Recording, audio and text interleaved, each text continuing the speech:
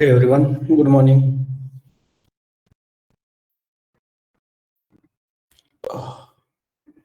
Morning Rajesh. Good morning. Morning all.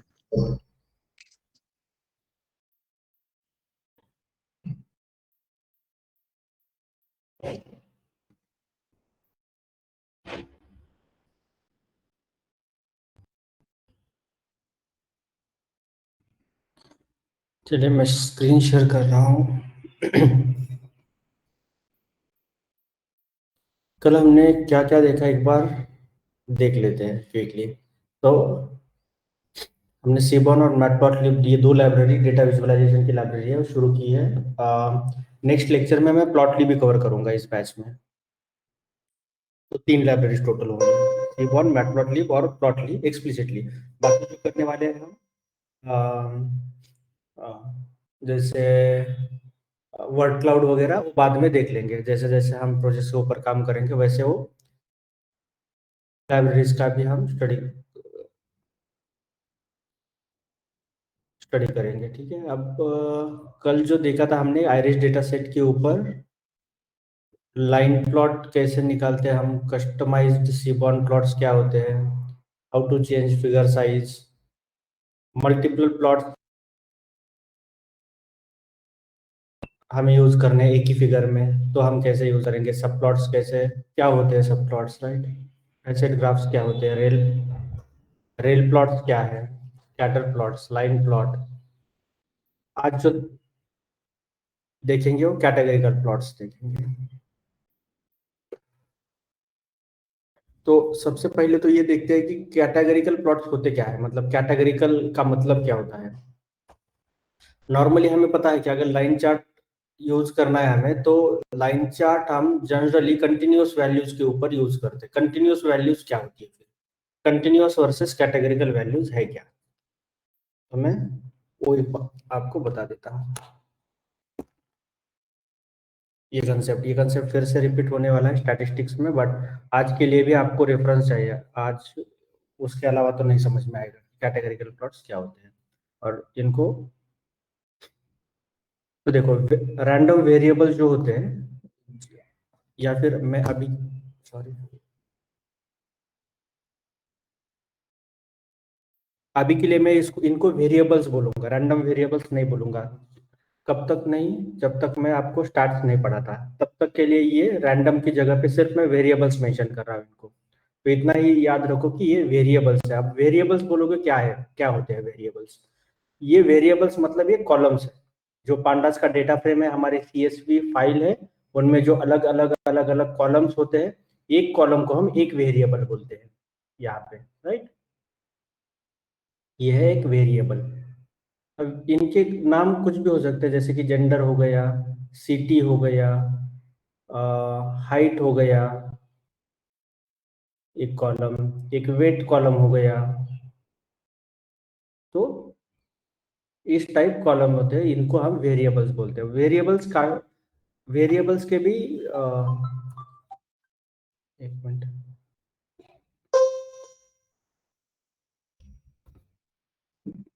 Variables दो प्रकार के होते हैं मोटा मोटा। वो कौन से होते हैं, एक तो होता है कैटेगरिकल। कैटेगरिकल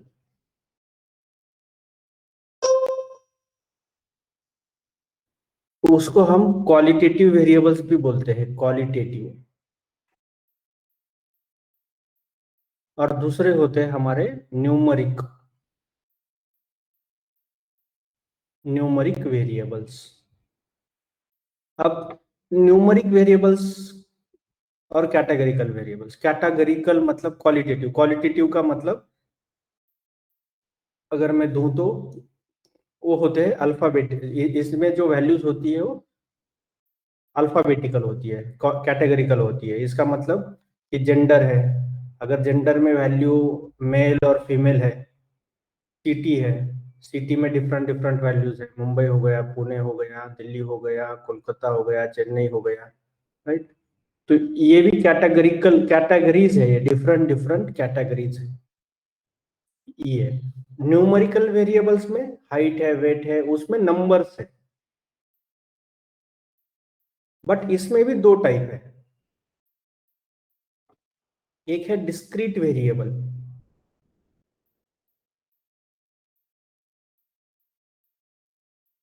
और दूसरा है कंटिन्यूअस वेरिएबल।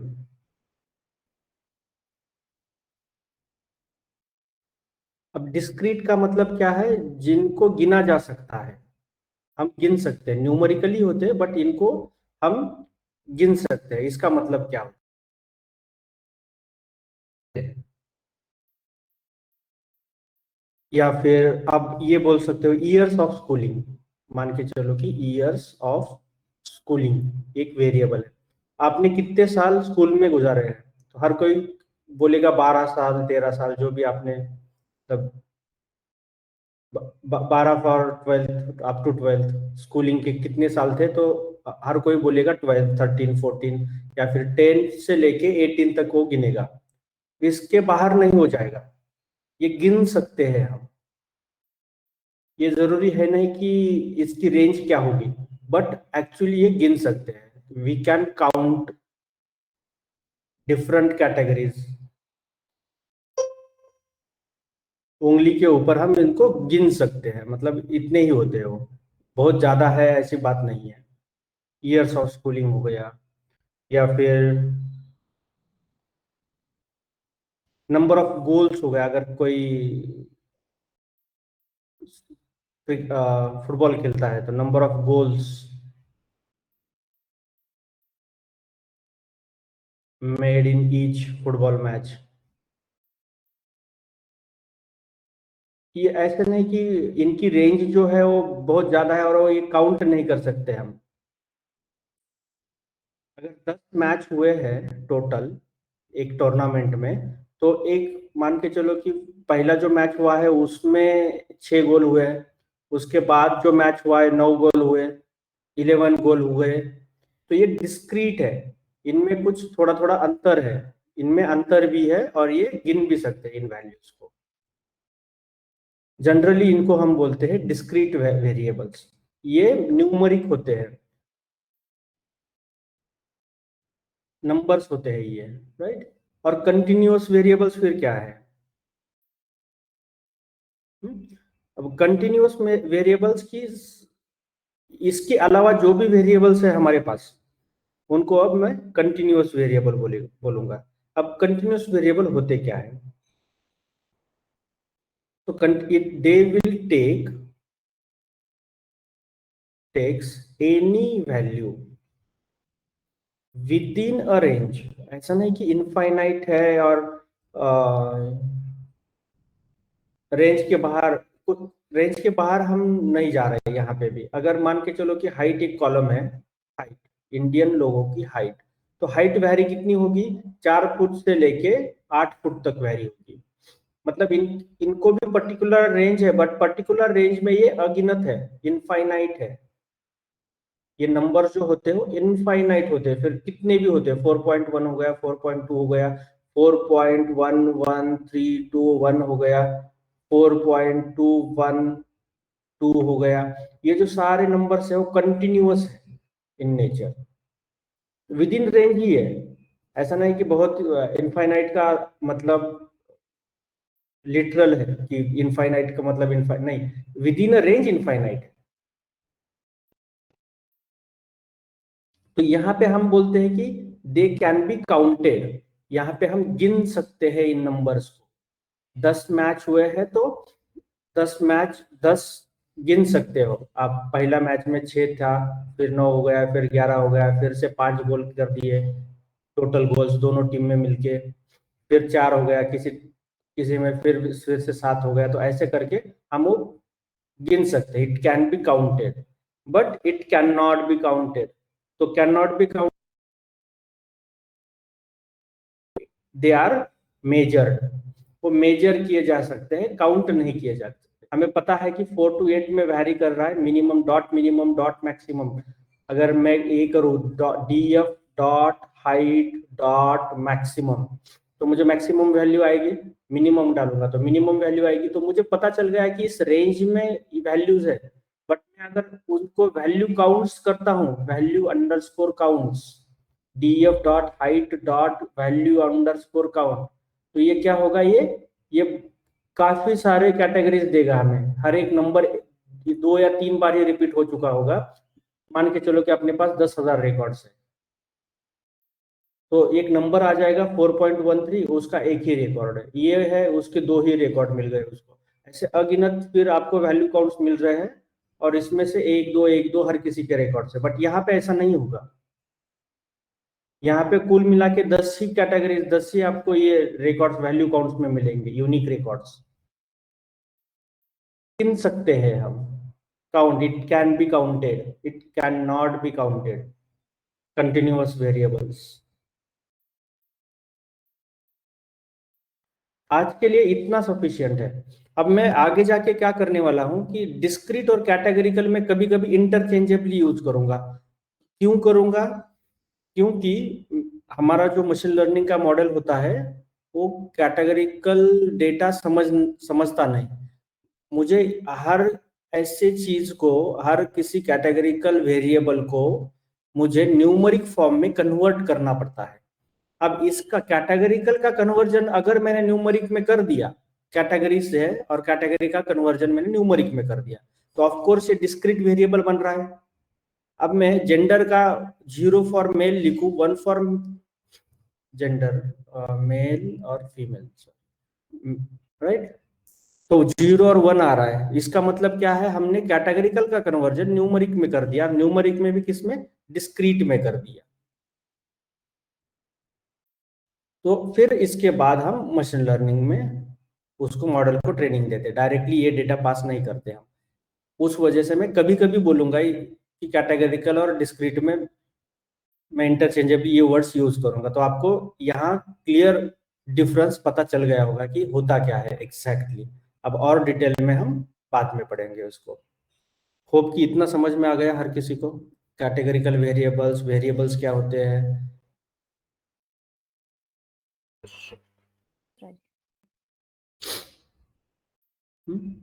बाकी लोग?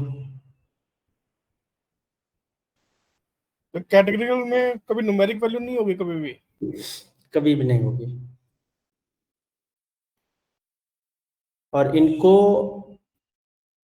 हम अगर कैटेगरिकल है, अब एक्चुअली क्वालिटेटिव डेटा भी बहुत टाइप का होता है, क्वालिटेटिव कैटेगरिकल एक है। अब मे बी इसमें पैराग्राफ हो सकते हैं, तो पैराग्राफ्स का कन्वर्जन हम डिस्क्रीट में करेंगे क्या? नहीं करेंगे, क्योंकि हर एक फिर पैराग्राफ को भी एक अलग अलग नंबर देगा वो, जो कि हम नहीं चाहते। तो इनके लिए फीचर एक्सट्रैक्शन मेथड्स अलग होती है, पैराग्राफ या फिर ना टेक्स्ट डेटा के लिए ऐसे। तो इसमें नहीं जाना है अभी के लिए। आप बोलोगे कि मतलब एक सेंटेंसेस है तो इसका भी कन्वर्जन हम करते हैं क्या न्यूमेरिकल में? हाँ करते हैं इनका कन्वर्जन, बट डिस्क्रीट में नहीं करते, इसमें नहीं करते, उसका अलग कन्वर्जन होता है, वो एनएलपी में, एनएलपी नेचुरल लैंग्वेज प्रोसेसिंग में मैं पढ़ाऊंगा। अभी के लिए उतना डिटेल में जाने की जरूरत है नहीं हमें, बस इतना बेसिक चीजें, इतना सफिशिएंट है आज के लेक्चर के लिए, क्योंकि हम देख रहे हैं अब कैटेगरिकल प्लॉट्स। अभी आपको देखते ही समझ में आना चाहिए कि कैटेगरिकल कॉलम कौन सा है, न्यूमेरिकल कॉलम कौन सा है, या फिर न्यूमेरिकल में भी डिस्क्रीट कौन सा है और कंटिन्यूअस कौन सा है, ये आज आपको समझ में आना चाहिए। तो मैं अगर ये आपको डेटा दिखाता हूं तो आप बताओ मुझे कि कौन सा वेरिएबल कैटेगरिकल है और कौन सा वेरिएबल न्यूमेरिकल है। तो ये तो पता चल गया, मान के चलो। अब ये बताओ कि कौन सा डिस्क्रीट है और कौन सा कैटेगरिकल है। साइज आपका डिस्क्रीट हो गया, साइज डिस्क्रीट हो गया, और स्मोकर डे टाइम ये आपका कैटेगरिकल हो गया, कैटेगरिकल, ये कैटेगरिकल है और ये डिस्क्रीट हो गया। और ये टोटल बिल्स और टिप्स, ये आपका वो हो गया कंटिन्यूअस कॉलम। हाँ आपका कंटिन्यूअस वेरिएबल, इसकी वैल्यू कंटिन्यूअस है। अब डेटा इतना भी सिंपल नहीं होता कभी कभी कि ऐसे मतलब 4-5 रिकॉर्ड ही देख लिए और हमने डिसाइड कर लिया कि ये कैटेगरी सिंपल टर्म में फ्लोट को कह सकते हैं कॉन्टिन्यूअस, ये फ्लोट है तो कॉन्टिन्यूअस है। हाँ, ये बाकी जो थंब रूल्स है वो आप बना सकते हो कि आपको कैसे रिकॉग्नाइज करना है इसको। फ्लोट है तो आप बोलोगे कि हाँ ये कंटिन्यूअस टाइप लग रहा है मुझे, with in a range continuous values है, अनगिनत वैल्यूज है ये, राइट। तो हाँ बोल सकते हो इसको, पर्टिकुलर से जनरलाइज कर सकते हो आप। बट अगर अगर फ्लोट की वैल्यू है और 1.1 1.2 1.3 1.4 1.5 बस 5 में वैरी हो रहा है तो बोल सकोगे?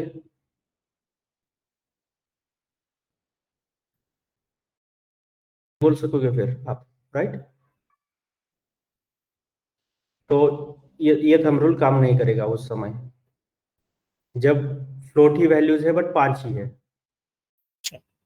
हाँ, तो इसको काउंटेड वर्सेस मेजर्ड इसी में याद रखो अभी के लिए। और उस ये कैसे पता चले आपको कि ये क्या है? जैसे कि वैल्यू काउंट्स, मैं जनरली क्या करता हूँ, वैल्यू काउंट्स यूज करता हूँ।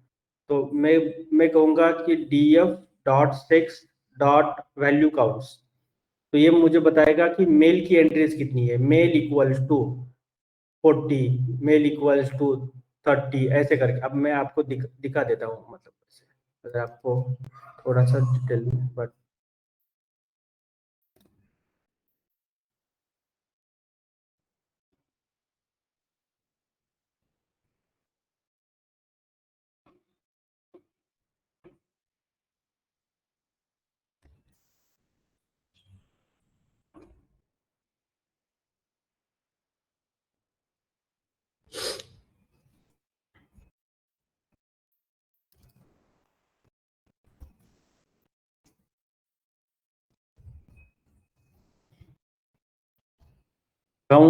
काउंटिंग के ऊपर है ना ये सब डिपेंड। तो मैं जनरली ये यूज करता हूँ कि काउंट्स, तो ये मुझे, मैं गिन सकता हूँ इन वैल्यूज को। दो ही वैल्यूज है, मेल और फीमेल। मेल की इतने रिकॉर्ड है, फीमेल की इतने रिकॉर्ड है, बस।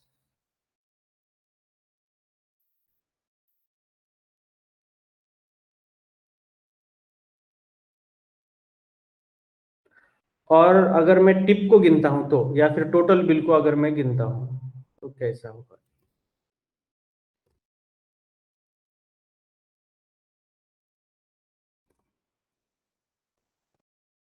यहाँ पे देखो, ये आप गिन नहीं सकते। अब ये बोल रहा है कि 229 लेंथ है इसकी,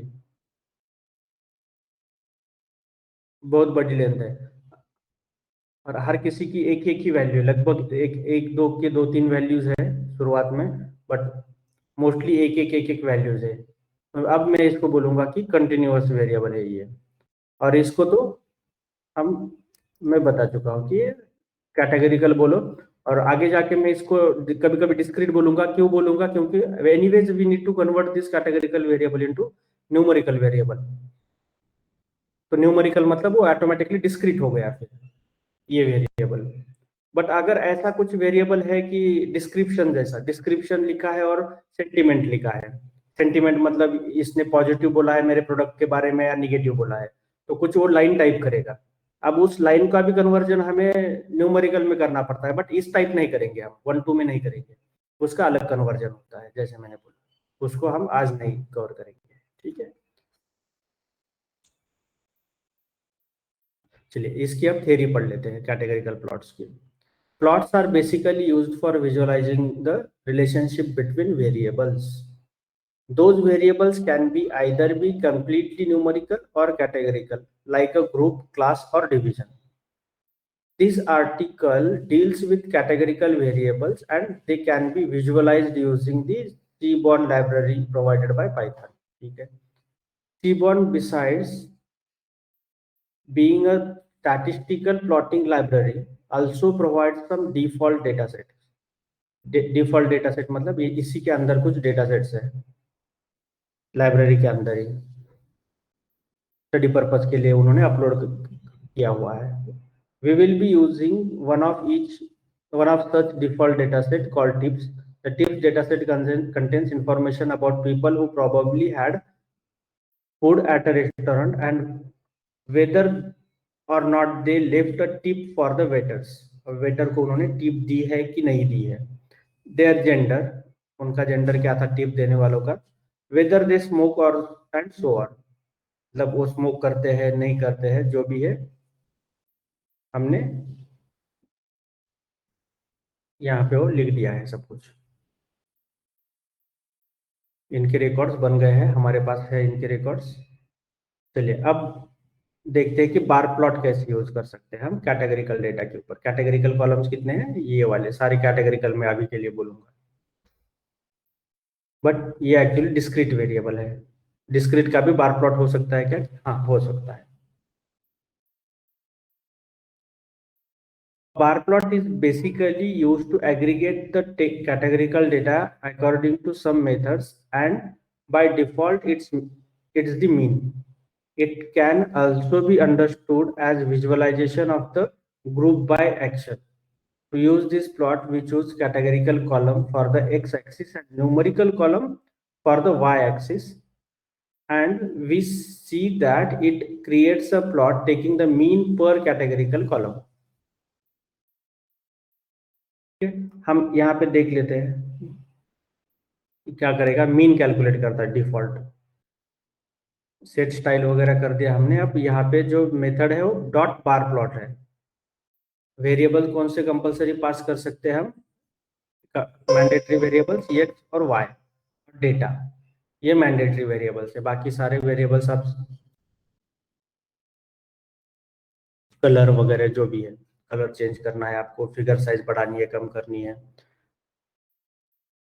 तो यहाँ पे देखो सेक्स और total bill, sex on X axis, total bill on Y axis. तो यहाँ पे इन्होंने इस सेक्स का बार प्लॉट ऑटोमेटिकली आ गया। यहाँ पे मेल, यहाँ पे फीमेल, जितनी भी कैटेगरीज होगी उतना करके देगा हमें, वर्सेस टोटल बिल। तो अभी आप देखोगे कि जो भी मेल है, मेल पॉपुलेशन जो भी वहां पे गया है, उन्होंने जो उनका जो टोटल बिल है, एवरेज टोटल बिल, वो फीमेल के कंपैरिजन से ज्यादा है। अब ये हम इंटरप्रेट कर सकते हैं इस ग्राफ से, और फीमेल का थोड़ा सा कम है। एवरेज टोटल बिल, एवरेज यहाँ पे लिखा है कहीं पे, मीन, ये क्या करेगा, हमें मीन देगा। मीन मतलब टोटल बिल की मीन देगा वो।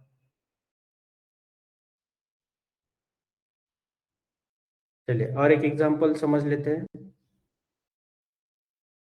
तो मीन नहीं चाहिए, अब मुझे चाहिए स्टैंडर्ड डेविएशन। तो एस्टिमेटर एक पैरामीटर होता है, वहां पे आप पास करो। डिफॉल्ट लेता है वो मीन, मीन कैलकुलेट करके देगा। बट अगर आपको स्टैंडर्ड डेविएशन चाहिए, अब स्टैंडर्ड डेविएशन मैंने पिछले लेक्चर्स में आपको पढ़ाया है, फिर से यहाँ पे मैं रिपीट नहीं करूंगा। तो मीन से डेटा की स्प्रेड, डेटा का स्प्रेड कितना है, राइट। स्टैंडर्ड डेविएशन क्या कैलकुलेट करता है? मीन से डेटा का स्प्रेड, डेटा का स्प्रेड कितना है ज्यादा। तो मेल पॉपुलेशन का स्प्रेड ज्यादा है वर्सेस फीमेल पॉपुलेशन, या फिर जो भी फीमेल वहां पे कस्टमर आई है, उनके मुकाबले मेल का जो टोटल बिल का स्टैंडर्ड डेविएशन है वो ज्यादा है। यहाँ की वैल्यूज, उनका स्प्रेड ज्यादा है, मतलब कोई बहुत कम भी कर रहा है और कोई बहुत ज्यादा भी कर रहा है स्पेंड टोटल बिल में। मतलब इनका जो वेरिएशन है वो सबसे ज्यादा है। इनका थोड़ा सा मतलब लिमिटेड है, थोड़ा सा कम है एज कंपेयर टू मेल। इनका एनालिसिस लिखा है यहाँ पे। Looking at the plot we can say that the average total bill for the male is more as compared to the female.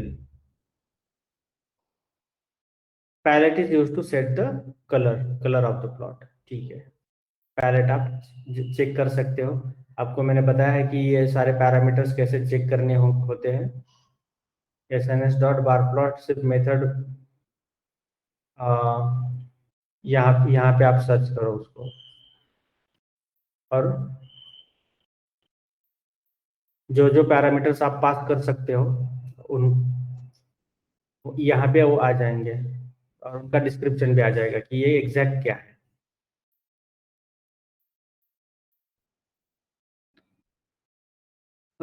फिर और एक काउंट प्लॉट देखते हैं। काउंट, ये तो हो गया हमारा बार प्लॉट, और सिर्फ हम अब काउंट प्लॉट यूज करना चाहते हैं।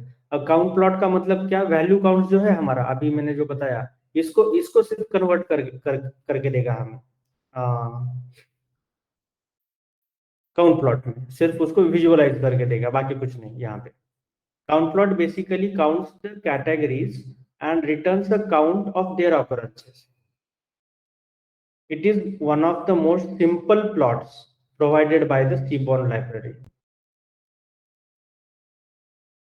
अब यहाँ देख के ये पता चल गया है कि मेल की एंट्रीज ज्यादा डेटा सेट में, फीमेल की एंट्रीज कम है, फीमेल के रिकॉर्ड्स कम है। अब यहाँ पे देखो 140 से लेके 160, मतलब 156 157 कुछ ऐसे रिकॉर्ड्स होने चाहिए, 155 के करीब। अब जो भी हमने दिया था देखो यहाँ पे उतने रिकॉर्ड्स है, और मेल फीमेल के कितने हैं टोटल रिकॉर्ड्स? 87 रिकॉर्ड्स है, फीमेल के 87 है। तो यहाँ पे आप देख सकते हो 80 से थोड़ा सा ज्यादा बड़ा ग्राफ है। अगर बड़ा करना है इसको तो फिगर साइज, फिक्स साइज, इससे आप सेट कर सकते हो, थोड़ा सा बड़ा प्लॉट आ जाएगा। और यहाँ पे जो बैकग्राउंड आया है वो ग्रिड टाइप आया है, क्योंकि हमने यहाँ पे कहीं पे सेट किया था। तो जब तक आप चेंज नहीं करोगे तब तक वो सेम रहेगा। यहाँ पे मैंने फिर से कंफर्म कर दिया है df.6.value counts। अब कभी कभी मैंने ये आपको शायद ये पहले बता दिया है मैंने कि ये सिंटैक्स कब काम नहीं करेगा, जब आपके कॉलम्स में दो अलग अलग नाम होंगे। मतलब एक कॉलम एक ही है, यहाँ पे टोटल बिल, मान के चलो कि टोटल बिल एक कॉलम है, बट टोटल और बिल ये अलग अलग सेपरेटेड बाय स्पेस है, अंडरस्कोर नहीं है, यहाँ पे स्पेस है यहाँ पे। तो क्या ये मेथड काम करेगी वैल्यू काउंट्स वाली? तो आंसर है नहीं करेगी। उस समय आपको क्या करना पड़ेगा, डीएफ स्क्वायर ब्रैकेट में इन्वर्टेड कोमा में आपको उस कॉलम का नाम लिखना पड़ेगा, तब वैल्यू काउंट्स मेथड काम करेगी।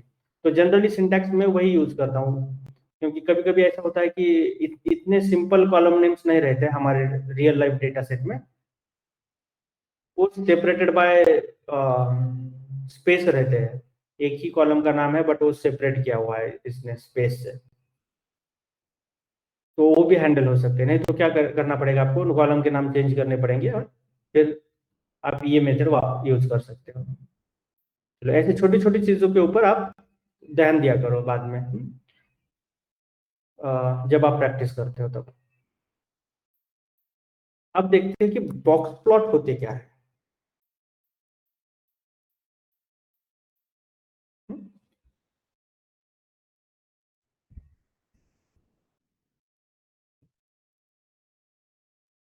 A box plot is something known as the box, ये क्या है, बॉक्सेस है, एंड विस्कर प्लॉट, ये जो लंबी लाइन दिखती है आपको, इसको विस्कर बोलते हैं। It shows the distribution of the quantitative data that represents the comparisons between variables. Box plot shows quartiles of the data set, while whisker extends to show the rest of the distribution. The dots indicating the presence of outliers. Simple language में अगर box plot आपको निकालना है तो method है box plot, फिर आप x axis दोगे, वाई एक्सिस प्रोवाइड करोगे, एक्स फ्राइडे सैटरडे संडे, और टोटल बिल है। डेटा मैंने पास कर दिया, डीएफ है हमारा डेटा फ्रेम जो है, और ह्यू है स्मोकर। ह्यू भी एक कॉलम पास कर रहे हैं, कल हमने देखा था ह्यू इज अलोंग थर्ड एक्सिस। तो यहाँ पे अगर मैं नहीं प्रोवाइड करता तो ये शायद इस टाइप आता, सब रिकॉर्ड जो है ये स्नो के टाइप नहीं आते, एक ही कलर में आता है ये सब कुछ। ये जो अभी अलग अलग कलर है, स्मोकर के दो बन गए हैं, यस और नो वाले लोग, यस और नो, यस और नो, यस और नो, राइट। स्मोकर के भी दो रिकॉर्ड थे यहाँ पे, थोड़ा सा मैं जूम कर लेता हूँ आपको, नहीं तो क्या आता, फिर एक एक ही आता, सिंगल आता ये बॉक्स प्लॉट, अगर मैं ह्यू नहीं रखता तो। आप इसके अराउंड एक्सपेरिमेंट कर सकते हो जब आप प्रैक्टिस करते हो, राइट। स्मोकर यस, और फिर नो वाले बंदे यहाँ पे हैं। इनका अभी के लिए इतना पता चल गया आपको कि इसको बोलते हैं हम आउटलायर्स। ये जो डॉट्स है, डॉट्स को बोलेंगे हम आउटलायर्स। आउटलायर्स कैलकुलेट कैसे होते हैं, इसको इंटरप्रेट किया कैसे जा सकता है बॉक्स प्लॉट को।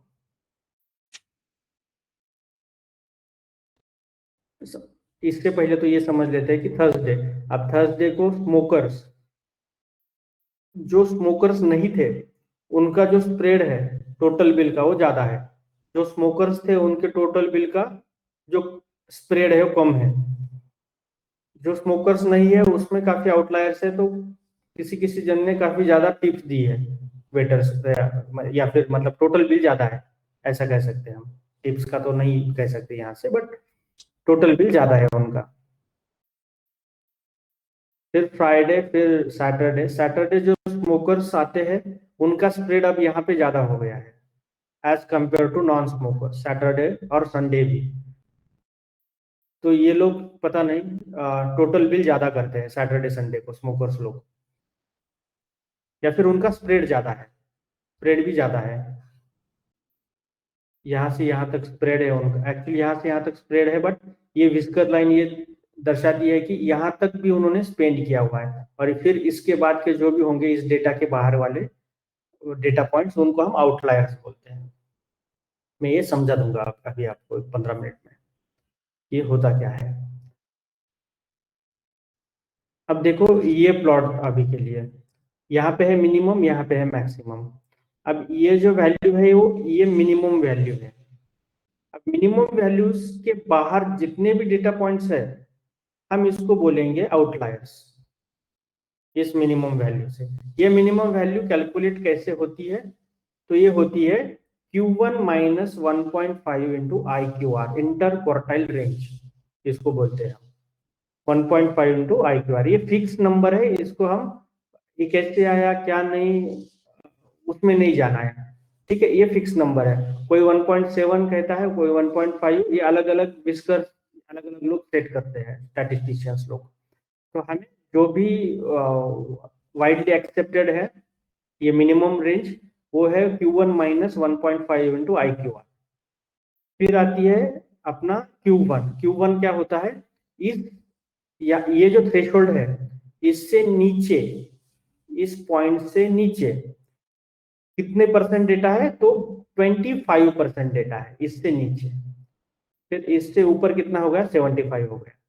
फिर आता है मीडियन डेटा। मीडियन आपको पता है मीडियन क्या होता है, हाफ। मैं अगर 1 2 3 4 5 कर दूं तो 3 क्या है, मीडियन है उसकी। तो 3 के नीचे जो भी डेटा है वो कितना है, 50% है। तो मीडियन के नीचे का जो भी डेटा है वो 50% है, मीडियन के जो आगे डेटा है वो 50% है। यहाँ पे 50-50 बन गया है। और यहाँ पे Q3 है, Q3 क्या बोलता है, 75 परसेंटाइल बोलता है। इसका मतलब क्या है, इससे नीचे मिनिमम तक या फिर इससे पूरा नीचे आउटलायर्स तक, यहाँ से लेके पूरा नीचे तक कितना परसेंट डेटा है मेरे पास, 75% डेटा है। इससे आगे फिर कितना होगा, 25%। और यहाँ पे हम मैक्सिमम एक पॉइंट निकालते हैं, बोलते हैं कि Q3 प्लस 1.5 इंटू IQR, ये है आपका मैक्सिमम पॉइंट। अब इससे ज्यादा अगर कोई वैल्यू है तो मैं इसको आउटलायर बोलूंगा। किसी ने लास्ट लेक्चर में पूछा था कि आउटलायर कैसे डिफाइन होते हैं, तो ये है इसका एग्जैक्ट आंसर कि आउटलायर्स को डिफाइन और कैलकुलेट कैसे किया जाता है।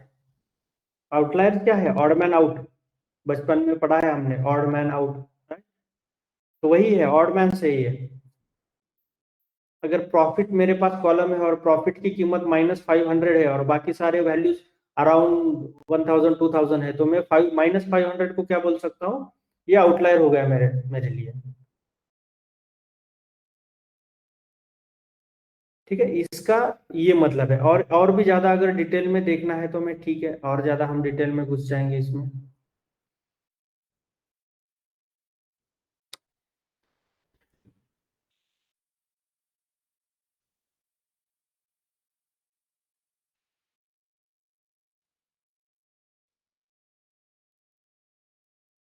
बॉक्स प्लॉट क्या है, it's a kind of chart है। ये क्या है, that depicts a group of numerical data through their quartiles. अलग अलग Q1, Q2, Q3, Q4 quartiles है। तो ये शेप विजुअलाइज करने के लिए होता है, शेप पता चलता है डेटा का इससे। अब हमने ये देखा है कि इस टाइप कुछ ग्राफ होता है, ये 25% होता है, ये Q1 होता है, इसमें फिर से 25% आएगा, ये Q2 होगा, ये Q3 होगा। यहाँ से एक है विस्कर, यहाँ तक है। विस्कर के आगे जो भी है उसको हम, ये मैक्सिमम पॉइंट है और ये मिनिमम पॉइंट है। इससे बाहर वाली चीजें सारे आउटलायर्स है अब हमारे लिए। और जो IQR है, IQR किसे बोला जाता है, यहाँ से यहाँ तक, इसको बोलते हैं हम IQR, इंटर क्वार्टाइल रेंज, इसको बोलते हैं। ठीक है, अब IQR क्या है फिर, IQR कैसे कैलकुलेट किया जा सकता है, कोई बताएगा मुझे? IQR का फॉर्मूला फिर क्या होगा?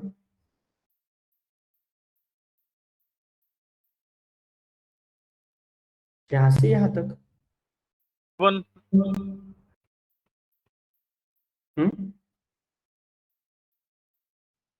वो होगा आपका Q3 में जितना डेटा है, Q3 माइनस Q1। Q3 का डेटा कितना है, यहां से लेके यहां तक, और Q1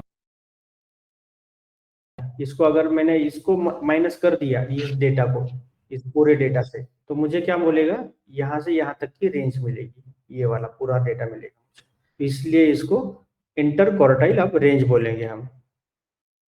और आउटलायर्स क्या है फिर, आउटलायर्स की definition, outliers are the data point. Example के साथ समझाओगे जरा, मुझे क्लियर नहीं हो रहा। रियल एग्जांपल के साथ, क्या बोले? किसी रियल एग्जांपल के साथ, डाटा के साथ समझाओगे, ये क्लियर नहीं हो रहा मुझे। हाँ, अभी अभी खत्म नहीं हुआ है, अभी शुरू हुआ है। ठीक है, मैं आता हूँ एग्जाम्पल पे आता हूँ मैं।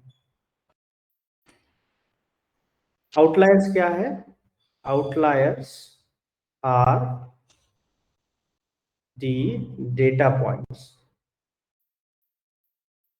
Below and above the lower and upper limit. Upper limit क्या है, यहाँ विस्कर तक, ये वाली, इस इनके बाहर जो भी है उनको हम अब आउटलायर्स बोलेंगे। अब अपर लिमिट कैलकुलेट कैसे की जा सकती है और लोअर लिमिट कैलकुलेट कैसे की जा सकती है। लोअर लिमिट क्या बोलते हैं हम, Q1 माइनस 1.5 इंटू IQR। और इसकी अपर लिमिट कैलकुलेट कैसे की जाती है, तो हम बोलते हैं कि Q3 प्लस 1.5 इंटू IQR। ये दो फॉर्मूला अब है हमारे पास।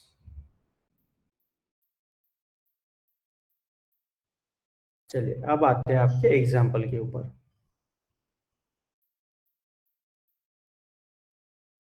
हाँ, अब मेरे पास एक एग्जाम्पल है, मैं एक्चुअली इसको असेंडिंग ऑर्डर में ले रहा हूँ, ठीक है, ताकि फिर से मुझे असेंडिंग ऑर्डर में ना लगाना पड़े इसको।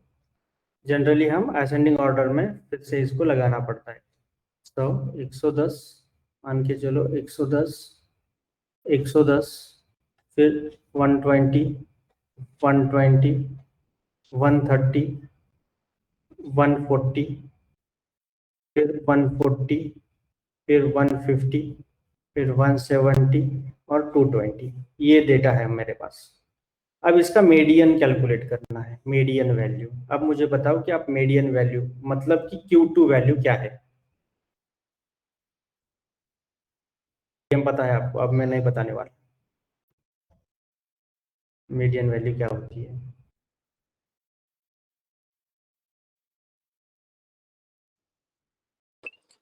इसका टोटल मतलब इन सबको ऐड करके डिवाइड बाय नंबर ऑफ ये जो भी पॉइंट्स हैं। राइट। 12 टोटल 12 नंबर है हमारे पास, एक्चुअली ये इवन नंबर है। तो क्या होगा फिर, ये ये कौन सा है, A1 2 3 4 5 6 और ये वैल्यू, ये दो वैल्यू लेना है सिर्फ हमें, और 120 प्लस 130 डिवाइडेड बाई 2 करना है। कितना आएगा इसका, 125 आएगा, राइट। ये मेरी मीडियन वैल्यू निकल गई। अब इवन नंबर के लिए मीडियन वैल्यू कैसे फाइंड आउट किया जा सकता है, दो बीच में से बीच में जो भी नंबर्स है वो निकालो पहले तो, और फिर इनको क्या करो, इन दोनों को ऐड करो और उनका एवरेज निकालो, वो गया। डेटा सेट ऐसा होता कि 1 2 3 4 5, तो ये क्या होता, ये 3 मीडियन वैल्यू होता। क्यों, क्योंकि इसके ये actually even number odd numbers है, 5 नंबर्स क्या होता है, ऑड नंबर होता है। तो इसको हम सेपरेट कर सकते हैं, 3 के जो भी आगे वैल्यूज है वो 50% होती है, और ये 3 के जो पीछे है वो 50% होती है वैल्यूज। उस वजह से ये 3 डायरेक्ट कैलकुलेट कर सकते हैं एज अ मीडियन वैल्यू यहाँ पे, अगर जो भी काउंट से वो ऑड है तो। बट अगर नंबर ये जो काउंट आ गया हमारा वो इवन आ गया है, इन नंबर टोटल नंबर्स कितने हैं मेरे पास, 12 है। अब 12 नंबर का तो डायरेक्टली नहीं आएगा मीडियन वैल्यू कैलकुलेट होके, वो आएगा ये एवरेज निकालने के बाद। इसको हम अब मीडियन वैल्यू कहेंगे, या फिर Q2 कैलकुलेट कर दिया मैंने। अब आते हैं फर्स्ट क्वार्टाइल।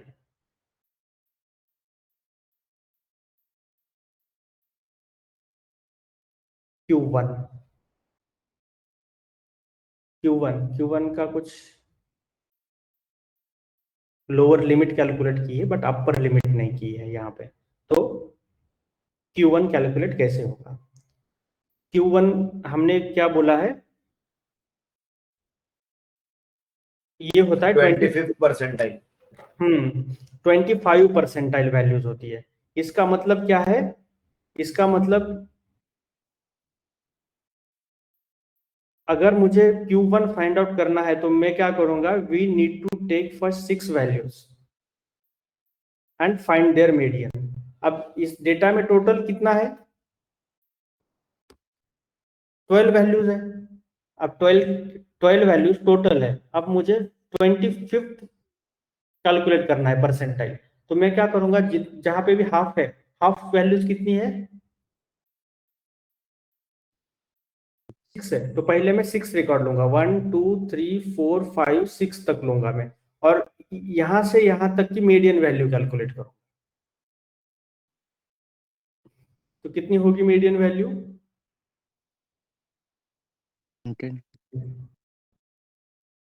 हम्म Again 55. 110। 110। ये दोनों वैल्यूज आ जाएगी, दो वैल्यूज के जो पीछे है वो दो वैल्यूज है, और यहाँ एक्चुअली आगे दो वैल्यूज है, पीछे दो वैल्यूज है, और ये दो वैल्यूज हमें मिल गई है बीच में। 110 प्लस 110 डिवाइडेड बाई 2, क्या आएगा, Q1 values 110 plus 110 divided by 2 कितना आएगा, 110।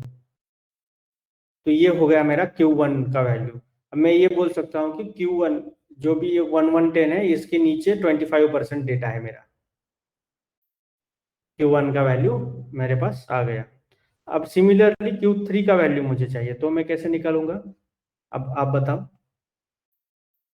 लास्ट के 6 लेके उसका मीडियन। हाँ वैल्यू बताइए। Mean of 140 and 150। कितना आता है, 145। 145।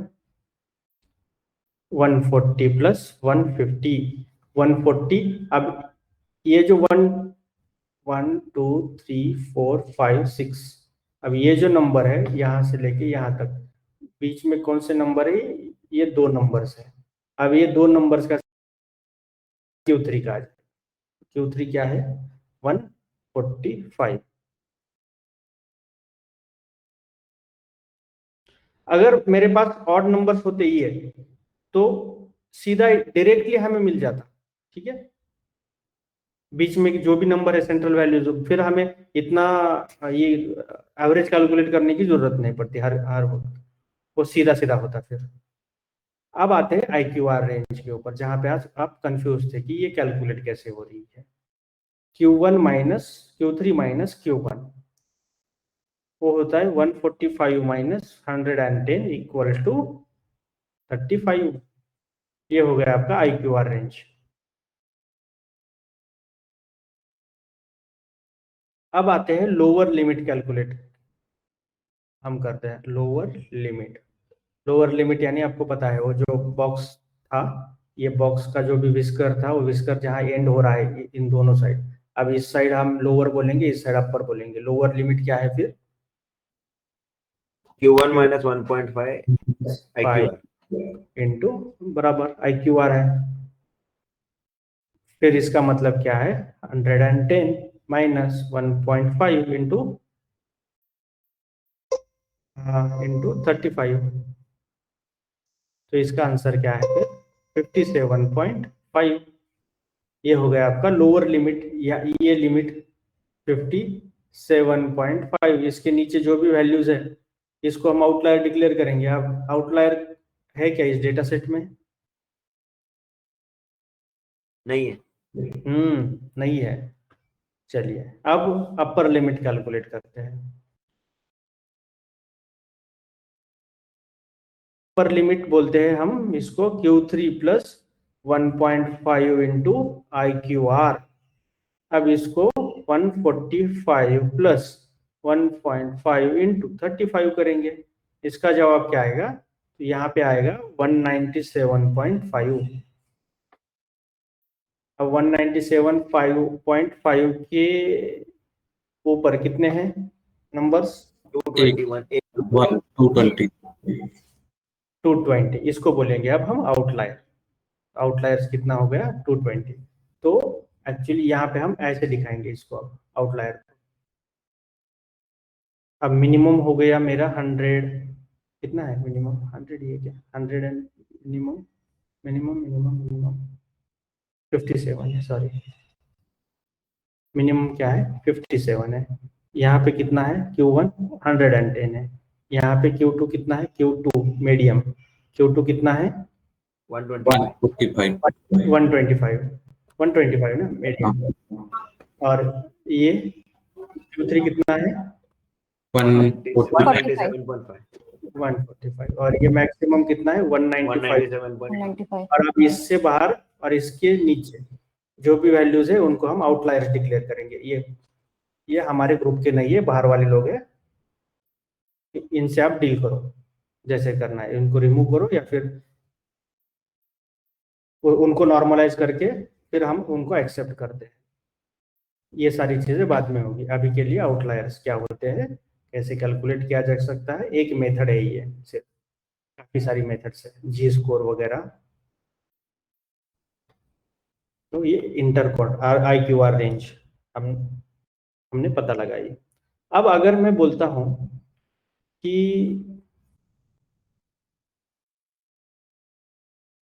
तरह से ग्राफ निकाले बॉक्स, और यहाँ से बीचों बीच अगर मैं ऐसे कट कर रहा हूं इसको, तो इसको बोलेंगे हम नॉर्मल डिस्ट्रीब्यूशन। मतलब कि यहाँ से यहाँ 50% है, यहाँ 50% है, और इसमें कुछ आउटलायर्स नहीं है, तो ये इसको नॉर्मली डिस्ट्रीब्यूटेड ग्राफ या फिर नॉर्मल डिस्ट्रीब्यूशन, जो कि इस तरह दिखता है, नॉर्मल डिस्ट्रीब्यूशन।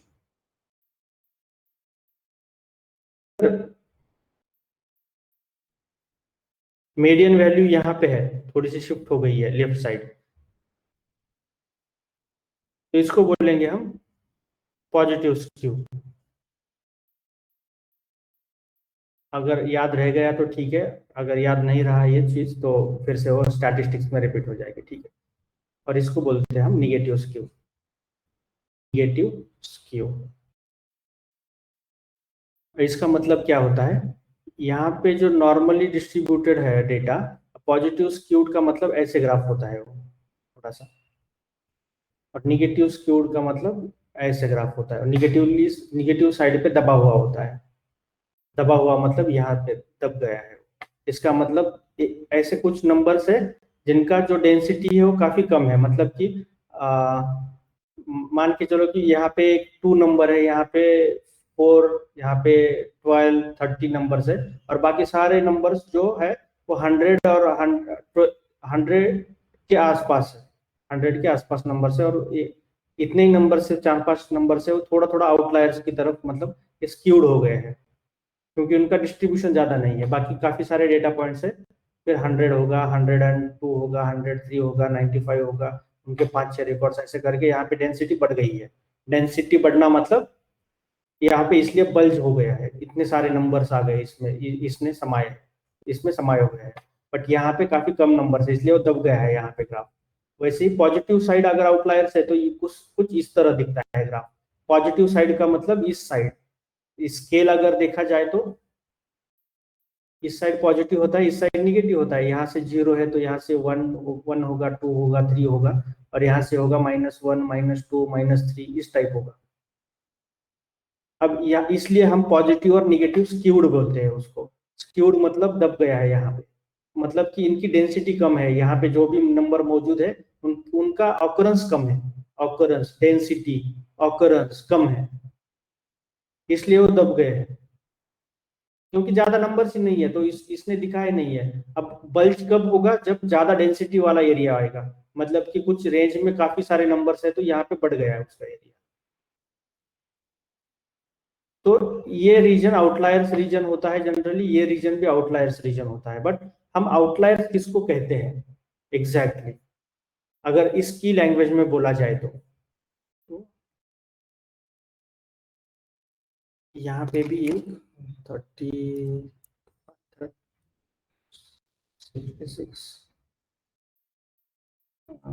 66, 95, 99 रोल, इसको मैं समझा देता हूँ आपको क्विकली, वो फिर से रिपीट होगा बट सिंपल ग्राफ जो भी है।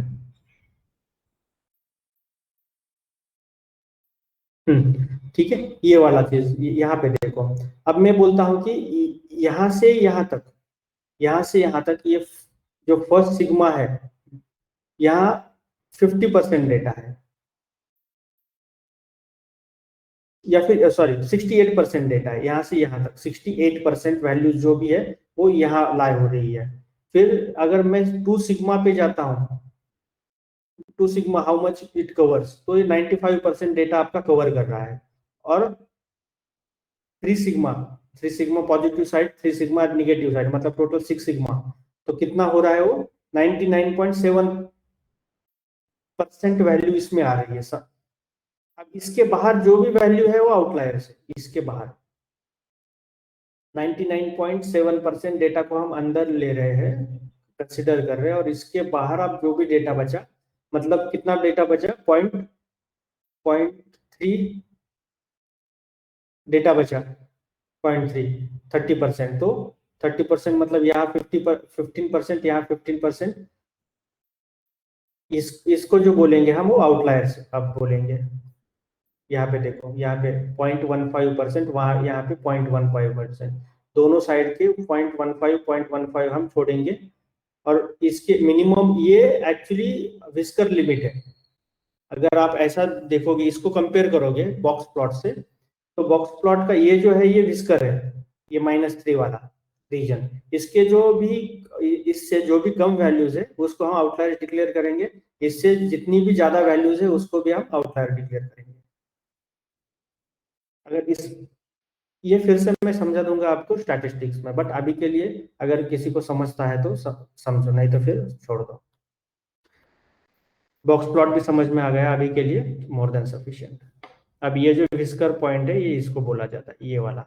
अब इससे बाहर जो भी है कितना वैल्यूज है इस रीजन में, छोटे से 0.15% है, इसको हम आउटलायर्स बोलेंगे, इससे बाहर है ये वैल्यूज, काफी कम है इनकी संख्या, और इसकी भी संख्या काफी कम है, तो इसको भी हम आउटलायर्स डिक्लेयर करेंगे। इनकी भी संख्या कितनी है, 0.15। बाकी से सिग्मा वगैरह क्या होता है क्या नहीं वो हम देखेंगे बाद में, बट अभी के लिए बस इतना समझो। और अगर अगर अगर आपको और भी थोड़ा सा एक आध इंट्यूटिव एग्जांपल चाहिए उसका, एकदम ही सिंपल लैंग्वेज में और क्विकली, तो और एक एग्जांपल है हमारे पास 1,6,5,4,7,8। अब बताओ मुझे मीडियन वैल्यू इसकी कितनी है? to arrange it in descending order.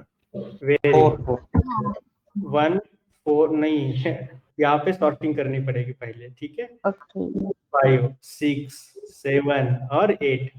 अब ये 5 सॉर्ट है देन। करेगी पहले से। मीडियम निकालने के लिए कोई बोलता है आपको कैसे निकाला जाए, तो आपको पहली बार ये बोलना चाहिए कि we need to sort the element, sorting करनी पड़ेगी। अब ये सॉर्टिंग राइट असेंडिंग ऑर्डर में। अब असेंडिंग ऑर्डर में सॉर्टिंग करने के बाद फर्स्ट क्वार्टाइल फाइंड आउट करूंगा मैं शुरुआत तो मीडियन वैल्यू से। मीडियन वैल्यू क्या है? ये है। इससे आगे 50% डेटा है, इससे पीछे 50% डेटा है मेरा। मीडियन वैल्यू निकाल दी। सब निकाल के, इनका सब निकाल के भी तो वो करते हैं हम, आप जो एवरेज निकालते हैं वो भी तो मीडियन ही हो गया। नहीं नहीं नहीं, सब नहीं वो निकालते, मीन होता है ना। मीन होता है। हाँ मीन अलग होता मीन होता है। ओके ओके ओके ओके, है। हाँ मीडियन, यस। मीडियन को पहले सॉर्टिंग करनी पड़ती है और फिर उसके बाद मिड पॉइंट निकाल दिया। अब आता है फर्स्ट क्वार्टाइल। अब फर्स्ट क्वार्टाइल मतलब यहाँ के पीछे कितना नंबर है? 3 नंबर है, और 3 का जो भी है, ये 3 नंबर जो भी है, और उसका मीडियन वैल्यू क्या है? 4 है। तो इसको 4 बोलते हैं अब फर्स्ट क्वार्टाइल, और इसको बोलेंगे अब हम थर्ड क्वार्टाइल। और 1 और 8 को क्या बोलेंगे? अब मैं अगर ऐसे दिखाऊं आपको, तो यहाँ पे नंबर आ जाएंगे 4,4,5,6,7, और ये जो नंबर है हाई वो 8 है, और ये जो नंबर है कैलकुलेट करो आप, ये 1 आएगा। मैंने उतना कैलकुलेट नहीं किया अभी, क्योंकि एक एग्जांपल सफिशिएंट है, आपको समझ में आ गया है टोटल कि कैसे क्या कैलकुलेट कर रहे हैं हम, क्या नहीं। But एक सिंपल एग्जांपल से ये मैंने समझा दिया आपको कि ये क्या है? 1 है, मिनिमम वैल्यू 1 है, इसकी मैक्सिमम वैल्यू 8 है, और उसके बीच जो भी है वो यहाँ पे अरेंज कर दिया, और 5 क्या है? फिर आपका मीडियन है ये वाला। मीडियन के आगे 50%, पीछे मतलब आगे 50%, पीछे 50%। 1 और 8 एक्चुअली वो ये आना चाहिए ना, lower fence and upper fence. हाँ वही ना, लोअर लिमिट है और ये अपर लिमिट है। Upper fence limit, lower fence limit. वो फॉर्मूला से कैलकुलेट करेंगे हम लोग। हाँ ये फॉर्मूला से कैलकुलेट होगा। मैं बोल रहा हूँ कि मैं एक एग्जांपल दे रहा हूँ, क्विक एग्जांपल, ये आप कैलकुलेट करो। ओके कितना जितना आएगा उतना कैलकुलेट करो आप, और ये भी देखो कि ये भी आउटलायर है कि नहीं, कौन सा आउटलायर है। अगर मान के चलो कि एक 19 नंबर आ गया, तो ये 19 नंबर यहाँ पे आ जाएगा। हो सकता है कि ये आउटलायर हो सकता है। अब कैलकुलेट करना पड़ेगा। मैं बिना कैलकुलेट मतलब ऊपर ऊपर से फिर से क्विकली एग्जांपल दे रहा हूँ मैं आपको। Correct correct. डिटेल में तो दे दिया मैंने आपको, फिर से यहाँ पे डिटेल में फिर से नहीं जाएंगे, तो जिनको भी क्विक चाहिए था एक्सप्लेनेशन।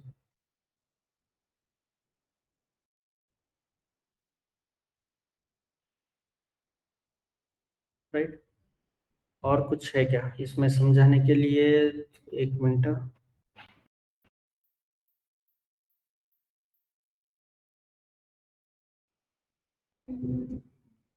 ठीक है, मुझे लगता है इतना सफिशिएंट है। बट अगर आपको क्या बोलते हैं, अगर इसको पाइथन में कैलकुलेट करना है तो इम्प्लीमेंटेशन कैसे करना पड़ेगा? मैं एक एक्स्ट्रा क्वेश्चन है मेरा, या हमेशा सिंगल डायमेंशन पे होगा कि मल्टी डायमेंशन पे भी हो सकता है? मल्टी डायमेंशनल के लिए भी हो सकता है ये, यही हर किसी कॉलम के ऊपर अप्लाई करेंगे ना हम, तो मल्टी डायमेंशनल के लिए ऑटोमेटिकली हो जाएगा। मल्टी डायमेंशन में कैसे निकालेंगे फिर मीडियन उसका? वो बाद में, अभी के लिए नहीं। मीडियम नहीं नहीं नहीं, मीडियम एक्चुअली आप ठीक है, मैं क्विकली समझा देता हूँ आपको। ये कॉलम के ऊपर कर रहे हैं हम, तो बाकी कॉलम्स क्यों आएंगे इसमें? राइट, ये कॉलम के ऊपर कर रहे हैं हम सब कुछ। यहाँ पे कॉलम है, कुछ हाइट है, इंडियन लोगों की हाइट, और इसमें कुछ वैल्यूज है। तो कंफ्यूजन कहाँ पे है आपको? वही क्यों, फिर सिंगल ऑलवेज सिंगल रहेगा ना, सिंगल डायमेंशन। हाँ हाँ, ऑलवेज सिंगल रहेगा, ये हॉरिजॉन्टल काम नहीं करता, राइट। कुछ फिर मतलब नहीं बनेगा, बाकी कुछ नहीं। वर्टिकली एक एक वेरिएबल के ऊपर ही हम करते हैं, राइट। होप की समझ में आ गया होगा आपको। सिंगल सिंगल कॉलम, फिर आप अप्लाई करो पूरे डेटा फ्रेम में करो, अलग अलग कॉलम के ऊपर अलग अलग ये डेटा आ जाएगा आपको, अलग अलग वेरिएबल्स में कितना कितना आउटलायर्स है। अब हर किसी आउटलायर्स को फिर आपको बाद में डील करना पड़ता है। आउटलायर्स 5% से कम है तो 5% से ज्यादा आउटलायर्स है तो हम जनरली क्या करते हैं, अब ये हम रूल्स, मतलब ऐसा नहीं है कि ये हार्ड एंड फास्ट है और सब लोग यही यूज करते हैं, मेरी पर्सनल टेक्निक है। नहीं तो फिर क्या करेंगे हम, स्केलिंग करेंगे उसकी। तो इसके कुछ वेज है, वो मैं बाद में आपको बता दूंगा जब मैं मशीन लर्निंग पढ़ाऊंगा। बट अभी के लिए एक एक सिंगल सिंगल कॉलम्स के ऊपर अप्लाई करते हैं हम, इतना ही याद रखो। और कॉलम्स के ऊपर करते हैं, राइट। एक वेरिएबल हो गया मेरा, एक कॉलम एक वेरिएबल हो गया, दूसरा कॉलम दूसरा वेरिएबल हो गया, वो अलग है। ओवरलैप नहीं करना है हमें इस कंसेप्ट को, अलग अलग कॉलम के ऊपर एक ही कॉलम कॉलम वाइज जाना है, एट ए टाइम एक कॉलम।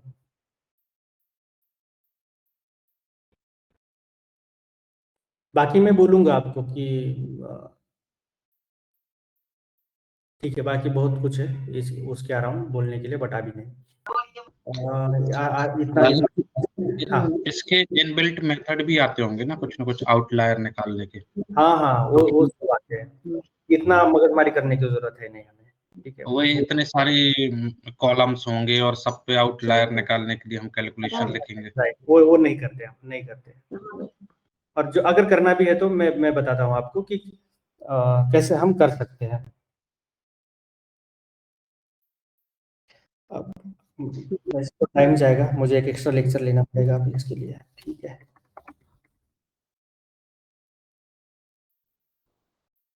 अब इसका भी मैं देखो, import numpy as np, import seaborn as sns। फिर मैंने एक डेटा क्रिएट,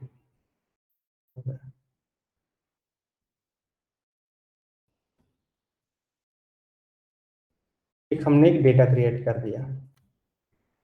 डेटा क्या किया है क्रिएट, 6, 2, 3, 4, 5, 1, एक आउटलायर ऐड करेंगे हम यहाँ पे 50, और फिर इसको सॉर्ट करेंगे। सॉर्ट, पहली स्टेप क्या है, सॉर्टिंग है। सॉर्ट डेटा कैसे सॉर्ट करेंगे, np dot sort of data. ये हो गई अपनी पहली स्टेप, ये कार्य मिल गया हमें सॉर्टिंग वाला। फिर हम Q1 कैलकुलेट करेंगे। तो ये कैलकुलेट कैसे होता है, np dot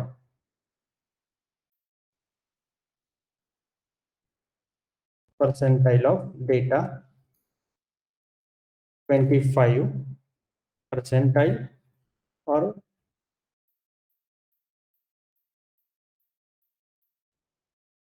interpolation equal to mid point. Interpolation हम इसका मिड पॉइंट लेंगे, मिड पॉइंट से कैलकुलेट करना है मुझे। तो फिर आता है आपका Q2। Q2 क्या है, np डॉट, फिर से यही कोड कॉपी कर लेता हूँ, np डॉट, और यहाँ पे सिर्फ क्या आएगा, 50 आएगा, 50% है। आप इस तरह हम कैलकुलेट करते हैं इसको। और Q3 क्या आएगा अपना, 75, 70 np डॉट परसेंटाइल है वो। फिर आता है आपका IQR, वो कितना आएगा, IQR minus Q3 minus Q1। अब इसको मैं प्रिंट करता हूँ, प्रिंट Q1,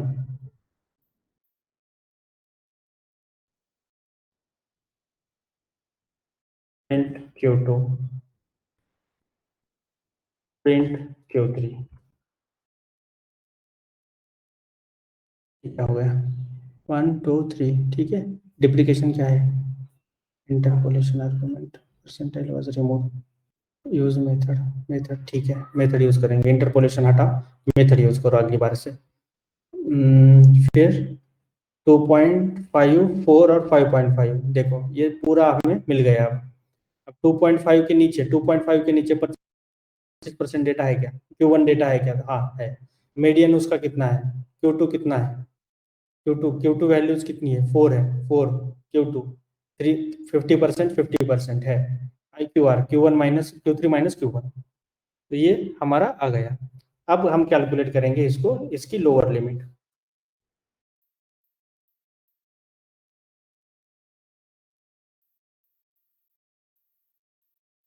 लोअर लिमिट हम कैसे कैलकुलेट करते हैं Q1 minus 1.5 IQR into IQR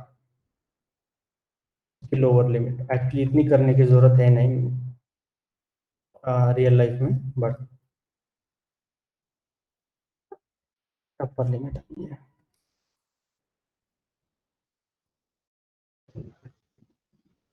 Q3 plus. Q3 plus है वाला लोअर लिमिट अपर लिमिट देख लेते हैं एक बार कितनी आई है। अपर लिमिट कितनी है 10 है। तो आउटलायर्स अब आउटलायर्स के लिए अब हम फंक्शन लिख सकते हैं यहाँ पे या फिर आउटलायर्स ऐसे बोल सकते हैं कि आउटलायर्स अगर मुझे सेव करना है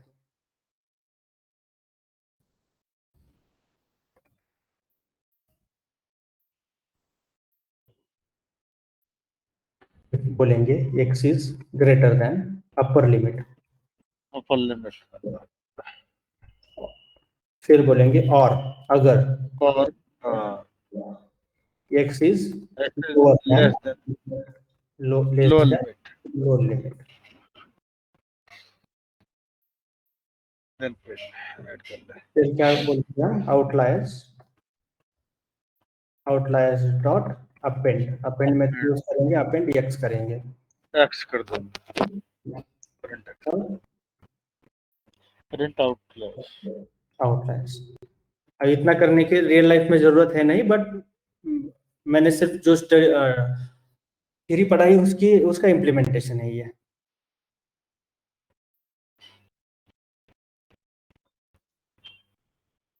चलिए ये अब ये क्लियर है सब लोगों को आउटलायर्स और ये बॉक्स प्लॉट क्या होता है कैसे इंटरप्रेट किया जा सकता है इसको। और 2-4 एग्जांपल आप खुद करो देखो समझो और वो दिमाग में फिट हो जाएगा।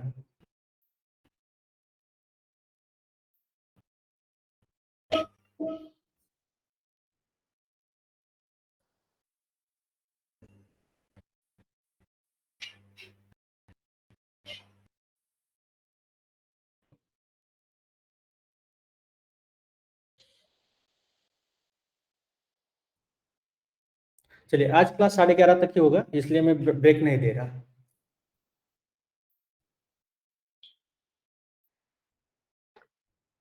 या किसी को चाहिए 2 मिनट का ब्रेक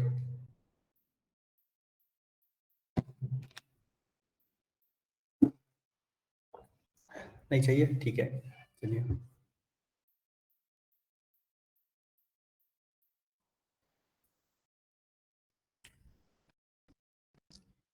और जो भी हमारी क्लास है अगर आपको लगता भी है कि कुछ नहीं समझ में आ गया तो आप तो एक्चुअली पूछ सकते हो कभी बाद में भी बट एक्चुअली धीरे धीरे क्लियर भी होता जाएगा आपको क्योंकि एक कंसेप्ट में कम से कम 2 या 3 बार लेता हूँ कम से कम बोल रहा हूँ मैं। तो कभी ऐसा नहीं होगा कि आपको पता ही नहीं चलेगा कि ये क्या है या फिर इसके अराउंड अगर कोई किसी ने क्वेश्चन पूछा तो मैं कैसे जवाब दूं इसका और सबसे आसान भाषा में होगा वो एक्सप्लेनेशन मेरा। अब इसके अराउंड आप सिर्फ एक आध आर्टिकल एक्स्ट्रा पढ़ के कुछ नोट्स निकालने हैं तो निकालो आपके खुद के क्योंकि वहां पे नोट्स नहीं है मेरे नोटबुक में। नहीं तो फिर एज सच इंटरव्यू में क्वेश्चन नहीं पूछा जाता। इंटरव्यू में ये पूछा जाता है कि how to deal with outliers तो उसके काफी सारे मेथड्स है। आज तो मैंने एक बताई, सिंपल मेथड। धीरे धीरे करके हम उसके ऊपर जाएंगे, but you should able to connect the dots. अभी वो कभी कभी सेग्रीगेटेड स्टडी कर लेते हैं हम, बट आपकी बैच में मैं ये सोच रहा हूँ कि एक ही बार में मैं सब कुछ आपको मटेरियल दे भी दूँ, मतलब how to deal with outliers, ये कॉम्प्रिहेंसिव मटेरियल फिल या फिर आर्टिकल एटलीस्ट लिंक सेंड करो आपको, ताकि आप खुद के नोट्स निकालें। चलो अब देखते हैं वायलिन प्लॉट्स क्या होते हैं। ये सिमिलर होता है एक्चुअली, वायलिन यूज करो, बॉक्स प्लॉट यूज करो, कोई भी एक जो आपको समझ में आए और आप किसी को समझा सको, कोई भी एक मेथड यूज करो। देखो वायलिन प्लॉट और बॉक्स प्लॉट सिमिलर कंसेप्ट है। वायलिन प्लॉट, ये वायलिन जैसा दिखता है इसलिए इसको वायलिन प्लॉट बोला जाता है। किसी ने अगर किसी को हॉबी है वायलिन बजाना तो उनको पता होगा इसका shape. It is similar to box plot except that it provides a higher, more advanced visualization and uses the kernel density estimation to give better description about the data distribution. It is created using Violin plot method. अब ये क्या बोलता है कि colonel density estimation वो अच्छी तरह से समझ सकता है, या फिर हम इंटरप्रेट अच्छी तरह से कर सकते हैं कि ज्यादा वैल्यूज जो है बल्जिंग कहाँ पे हुई है, इसका मतलब कि सबसे ज्यादा वैल्यूज कौन सी रेंज में है, तो हम यहाँ पे देख के बोल सकते हैं, राइट। आप मुझे बताओ कि कौन सी ऐसी रेंज है कि सबसे ज्यादा वैल्यूज है उस रेंज में, डेंसिटी ज्यादा है। 45 से 65 बीच में। हाँ बोल सकते हो रफली, मोटा मोटा, राइट। यहाँ से यहाँ तक ये जो भी बल्जिंग हुई है, मतलब बल्ज मतलब ये फुल गया है, ये गुब्बारा देखो यहाँ से फुल गया वायलिन वाला, तो ये बोल सकते हो हम कि यहाँ जो डेंसिटी है वो ज्यादा है, यहाँ पे ज्यादा लोग है, राइट, काफी ज्यादा डेंसिटी है, डेटा पॉइंट्स काफी ज्यादा है इस रीजन में, इसलिए वो बल्ज हो गया है। अब इससे वो पता नहीं चलता बॉक्स प्लॉट से, एक डिसएडवांटेज है बॉक्स प्लॉट का।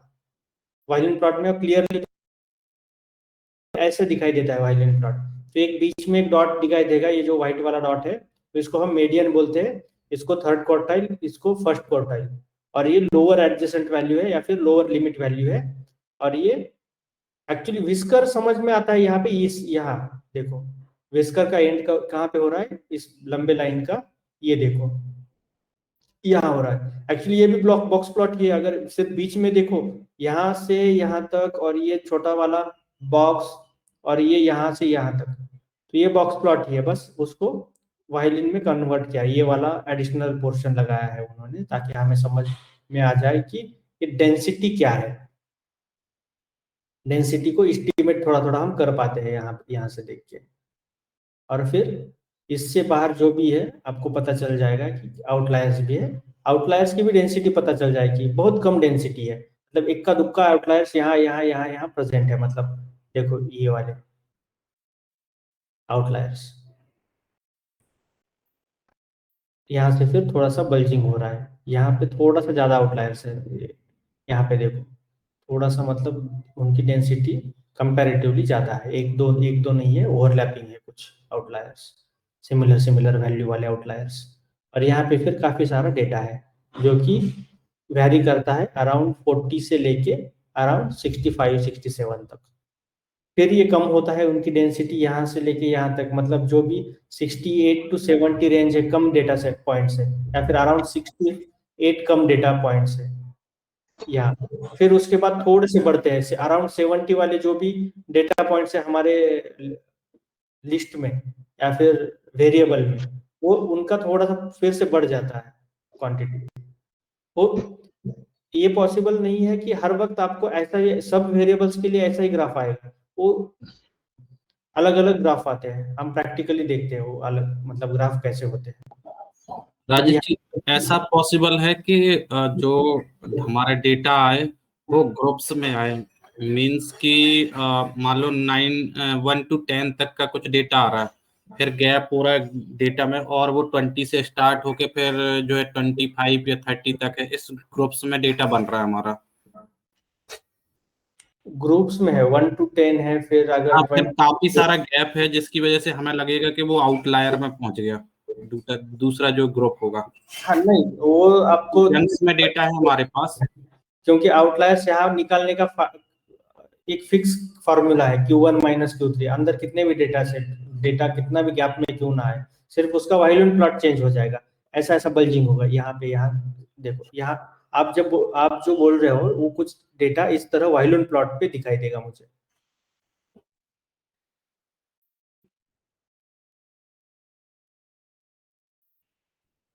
यहाँ पे ग्रुप है, यहाँ पे ग्रुप है, फिर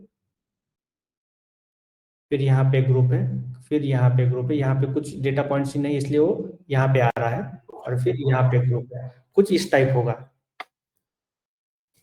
यहाँ पे कुछ बल्जिंग है, बट यहाँ पे डेटा पॉइंट्स नहीं है तो ये गैप है, फिर से यहाँ पे बल्जिंग हो रही है, तो इस टाइप आएगा। और जो भी जैसे भी हम कैलकुलेट करते हैं नॉर्मल मेथड से IQR रेंज और वो सब आउटलायर्स, उसी मेथड से यहाँ पे भी कैलकुलेट होगा, वो कुछ चेंज नहीं होने वाला। और अगर आपको बिनिंग करनी है और उसको कैटेगरिकल में कन्वर्जन करना है तो आप वो करो, फिर वो तो अलग बात है, मशीन लर्निंग में हम वो देख लेंगे कि कैसे उसको उसके साथ डील किया जा सकता है। बट एटलीस्ट यहाँ पे अगर ये कंसर्न है कि उसका आउटलायर कैसे कैलकुलेट होगा, तो इसका आउटलायर भी सेम मेथड से सेम वे से कैलकुलेट। अच्छा, तो तो कोई दिक्कत नहीं है, लेकिन जैसे गैप काफी ज्यादा है डेटा में। कोई दिक्कत नहीं है उसकी भी, क्योंकि एनीवेज गैप अगर ज्यादा भी है तो उस रेंज में होगा ना, उसके अकॉर्डिंगली सब कैलकुलेशन होगा। अब 1 to 10 है, फिर 10 to 20 नहीं है, 30 to 40 है। अब मान के चलो वही ग्रुप है मेरे पास 1 to 10 और 20 to 30, बीच में नहीं है, रेंज ही नहीं है। तो 1 2 3 4 5 6 7 8 9 10 और 21 से लेके 30 तक डेटा अरेंज होगा, सॉर्ट होगा, फिर उसके बाद उसकी मीडियन वैल्यू कैलकुलेट की जाएगी। तो कितनी होगी मीडियन वैल्यू, आप खुद बताओ मुझे। 20 नंबर है तो 20 नंबर मतलब मीडियन वैल्यू होगी उसकी 10 + 21 = 15 या जो भी है अराउंड। ठीक है। हाँ, तो उसके बाद उससे कैलकुलेशंस। ग्रुपिंग का यहाँ पे इफेक्ट नहीं होता, बट ग्रुपिंग को नहीं, इस केस में आउटलायर हमें कैसे निकालेंगे? मतलब आप कह रहे हो ग्रुप्स में ही आउटलायर मल्टीपल होंगे? सेम वे से निकालेंगे। अगर ग्रुप वैसा है तो कैलकुलेशन में आप ये बताओ कैलकुलेशन में क्या चेंज होने वाला है। अब मैंने जो भी आपको मेरे बताया, कहने का मतलब ये है कि हम जो कैलकुलेशन करेंगे 1 to 30 करेंगे। हाँ 1 to 30 करना पड़ेगा, क्योंकि वही डेटा पॉइंट्स बीच अवेलेबल में अगर गैप भी है आपके, मान लो काफी बड़ा गैप है जिसकी वजह से हमें लगता है कि आउटलायर में जो है कोई ना कोई डेटा, मतलब इसको हम आउटलायर मान सकते हैं। वो हम मान लेकिन सकते हैं, बट हमारा फॉर्मूला नहीं बनेगा, और हमें फॉर्मूला के हिसाब से जाना है, राइट। हमें ऐसा लगेगा विजुअली या फिर जो भी हम इंटरप्रेट करना चाहते हैं, बट डेटा बोलेगा कि नहीं आउटलायर नहीं है। ये फॉर्मूले बताएंगे हमें कि कौन सा आउटलायर डिसाइड, मतलब कौन सा आउटलायर है और कौन सा नहीं है, हम नहीं डिसाइड करेंगे विजुअली देख के भी, हम डेटा के ऊपर डिसीजन लेके। एक ग्राफ प्लॉट करके देखें इसका, अभी वायलन का ही कर लेते हैं। आप ट्राई करो, आप मेरे साथ बाद में कनेक्ट कर लो, ठीक हम है। सॉर्ट आउट करेंगे उसको, ठीक है, आपके डाउट को। क्योंकि अभी मुझे नहीं लगता कि इसमें बहुत डिटेल में जाना चाहिए, वो तो मतलब ठीक है, हाँ मैं ट्राई कर लूंगा। हम आप ट्राई करो, ग्रुप में डालो, और फिर हम उसके ऊपर फिर बाद में डिस्कस करो। मैं कभी भी फोन करो मुझे, मैं आपको बता दूंगा कि इसको इंटरप्रेट क्या क्या क्या कैसे जा सकता है। हमें लगता है कि आउटलायर है, बट डेटा नहीं बोलेगा ना उसका आउटलायर, ये दिक्कत है। ठीक है। हाँ,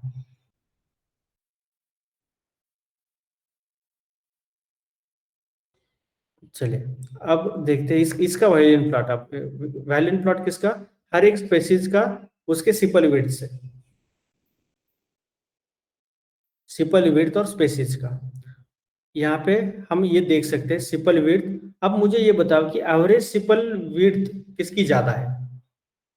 ये हमें पता चल रहा है क्रिप्टोसा की ज्यादा है एवरेज सिपल विड्थ, यहाँ पे देखो। और अब यस राइट, अब ये मुझे बताओ कि वर्सिकलर स्पेसीज में सबसे ज्यादा वैल्यूज, सबसे ज्यादा डेंसिटी कौन से दो डेटा पॉइंट्स में है। 3.2 0 से 3.5 किसका कितना 3.0 से 4 3.03 के करीब, 3 और 2.5 के बीच में, 2.5 to 3। यहाँ से 2 पॉइंट्स लगभग 2.5 या 7 2.5 to 3.25 8 कह सकते हैं। और यहाँ से 3 के करीब 3.25 राइट। ज्यादा लोग हैं यहाँ पे, ज्यादा डेटा पॉइंट्स है। ज्यादा डेटा पॉइंट्स मतलब सिंपल विड्थ वाले जो भी 3.1 3.2 3.4 3.1 फिर से आ गया, फिर इसके लिए वो ज्यादा डेंस बन गया, यहाँ का रीजन फुल गया ये वाला रीजन। तो इसलिए मैंने बोला कि एग्जैक्टली वायलेंट प्लॉट कभी नहीं होगा। शायद ये मतलब कि बोलने के लिए है कि वायलेंट टाइप प्लॉट दिखाता है, बट रियल लाइफ में ऐसे प्लॉट निकल के आते हैं सामने, इस टाइप कुछ। यहाँ पे देखो, यहाँ पे बल्जिंग हो रही है इसकी, तो यहाँ पे डेंसिटी ज्यादा है, तो इसलिए इसको बोलेंगे हम वायलेंट प्लॉट। अब वायलेंट प्लॉट क्या होता है? हिस्टोग्राम। अब एक्चुअली हिस्टोग्राम ज्यादा इंट्यूटिव होता है इवन वायलेंट प्लॉट से भी। हिस्टोग्राम में डायरेक्टली पता चल जाता है कि डेंसिटी कितनी है, क्या नहीं है, कहाँ पे ज्यादा बल्जिंग है, पॉजिटिव साइड आउटलायर से या निगेटिव साइड आउटलायर से, यहाँ पे ज्यादा पता चल जाता है।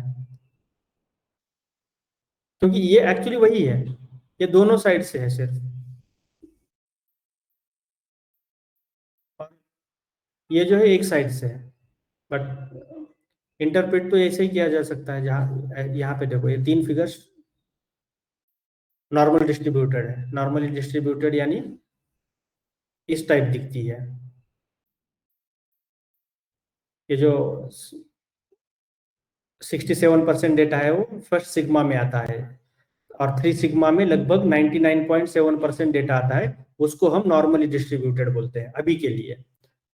इतना ही समझो, बाद में डिटेल हम पढ़ लेंगे, बट अभी के लिए नॉर्मली डिस्ट्रीब्यूटेड ग्राफ क्या होता है, नॉर्मल डिस्ट्रीब्यूशन क्या होता है, तो वो कुछ बेल शेप्ड कर्व होता है। बेल शेप्ड है ना, वो घंटा जो भी आपने देखी हो मंदिर में वगैरह, वो उस टाइप शेप है उसका, बेल कर्व शेप। इसलिए हम उसको नॉर्मली डिस्ट्रीब्यूटेड बोलते हैं, नॉर्मल डिस्ट्रीब्यूशन। और नॉर्मल डिस्ट्रीब्यूशन का मतलब ये होता है कि 3 सिग्मा में आपके लगभग सारे डेटा पॉइंट्स कवर हो रहे हैं, 99.7%। उसके बाद फिर आउटलायर्स। और ये कंपैरेटिव, अब कंपैरिजन भी हमने ऊपर किया था। तो ये हो हमारे अच्छा ठीक है, इनका कंपैरिजन। जो हिस्ट प्लॉट है, इसको हिस्ट प्लॉट बोलते हैं, हिस्टोग्राम या हिस्ट प्लॉट, या फिर डिस्ट प्लॉट भी बोलते हैं, distribution plot, dist plot, hist plot. Alternatively you can use the words. फिर बॉक्स प्लॉट और वायलेंट प्लॉट हमें पता है। अब देखेंगे स्ट्रिप प्लॉट क्या होता है। ज्यादा ज्यादा कौन सा ग्राफ यूज होता है? ज्यादा एक्चुअली ये डिपेंड करता है आपके ऊपर कि आप किसमें कंफर्टेबल हो। अब मैंने आज तक कभी वायलेंट प्लॉट यूज नहीं किया है, बट वायलेंट प्लॉट दिखने में भी अच्छा दिखता है, तो कर लो ये ऐड, और इससे ज्यादा इंफॉर्मेशन भी मिलती है। हाँ, बट कभी कभी इससे भी मिल जाती है। अब बॉक्स प्लॉट से क्या होता है, अगर बड़े बड़े बॉक्स प्लॉट डालोगे आप, मतलब उसका सिर्फ फिगर साइज बड़ा करोगे, तो ये क्लियर कट यहाँ पे दिखता है कि विस्कस इतना है, या विस्कर लाइन इतनी है, और इसके बाहर ये आउटलायर्स है। कितने आउटलायर से एग्जैक्ट दिख रहे हैं मुझे, एक आउटलायर यहाँ पे है और ये आउटलायर 97 98 पे है। तो it depends upon data actually, but you can go for any one of them. तो ये डिपेंड आपके ऊपर करता है, आप क्या Okay.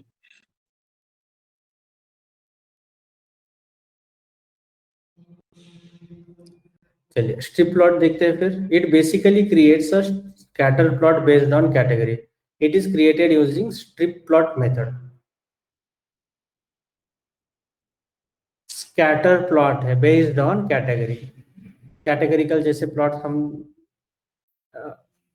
देख रहे हैं, एक्स एक्सिस के ऊपर कैटेगरिकल डेटा है, सिटोसा, वर्सिकलर, वर्जिनिका, और वाई एक्सिस के ऊपर आपका सिपल विड्थ है। तो ये भी ज्यादा इंट्यूटिव है। इससे भी आपको बहुत कुछ पता चल जाएगा कि सिटोसा में एक कोई फ्लावर का अपने पास रिकॉर्ड ऐसा है कि जिसका सिपल विड्थ बहुत ही कम है, और फिर नॉर्मली इस रेंज में होता है सिपल विड्थ उसका फ्लावर का। वर्सिकलर का देखो और वर्जिनी का एक प्रॉपर डेटा पॉइंट्स अरेंज किए हुए हैं। मतलब यहाँ पे अगर गिनोगे आप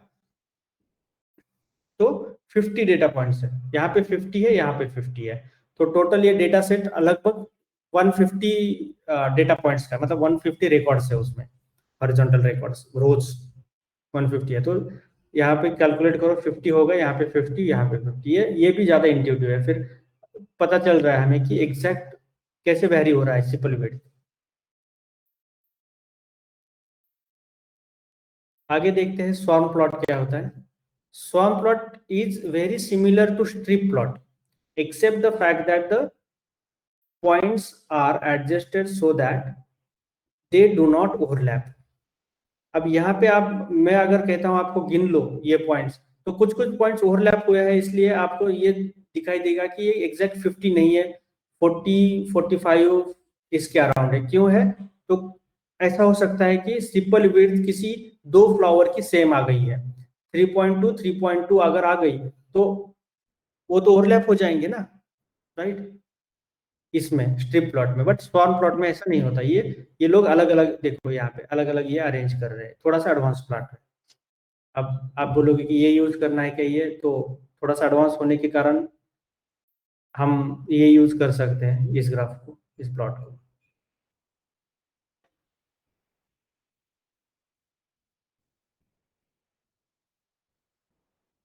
one drawback to using swarm plot. हाँ तो पूछिए। मुझे ये पूछना था, ये तो केवल हमारे ख्याल कैटेगरी उस पर ही होता हो, कैटेगराइज वैसे तो होता नहीं होगा। हाँ, ये कैटेगरिकल के ऊपर ही होगा जनरली, अच्छा काम करेगा। वैसे तो हो ही नहीं सकता है, क्योंकि ये हो ही नहीं पाएगा। ये है ये दो अगर आपने सिपल विड्थ और सिपल ले लिया, लेंथ हाँ, तो ये नहीं तो हो पाएगा। हाँ, राइट, ठीक है। चलिए अब देखते हैं कि इसका ड्रॉबैक क्या है। Drawback to using swarm plot is that sometimes they don't scale well to really large numbers and takes a lot of computation to arrange them. So in case we want to visualize the swarm plot properly, we can plot it on the top of violin plot. It is plotted using swarm plot method. अब ये similar है कौन से plot से? Violin plot से। आपके ये density दिखाई दे रहा है, यहाँ पे देखो कितना डेंस है यहाँ पे। अगर यहाँ पे वायलिन प्लॉट इसका निकालना चाहते हो तो निकाल सकते हो, इस टाइप आएगा इसके साथ।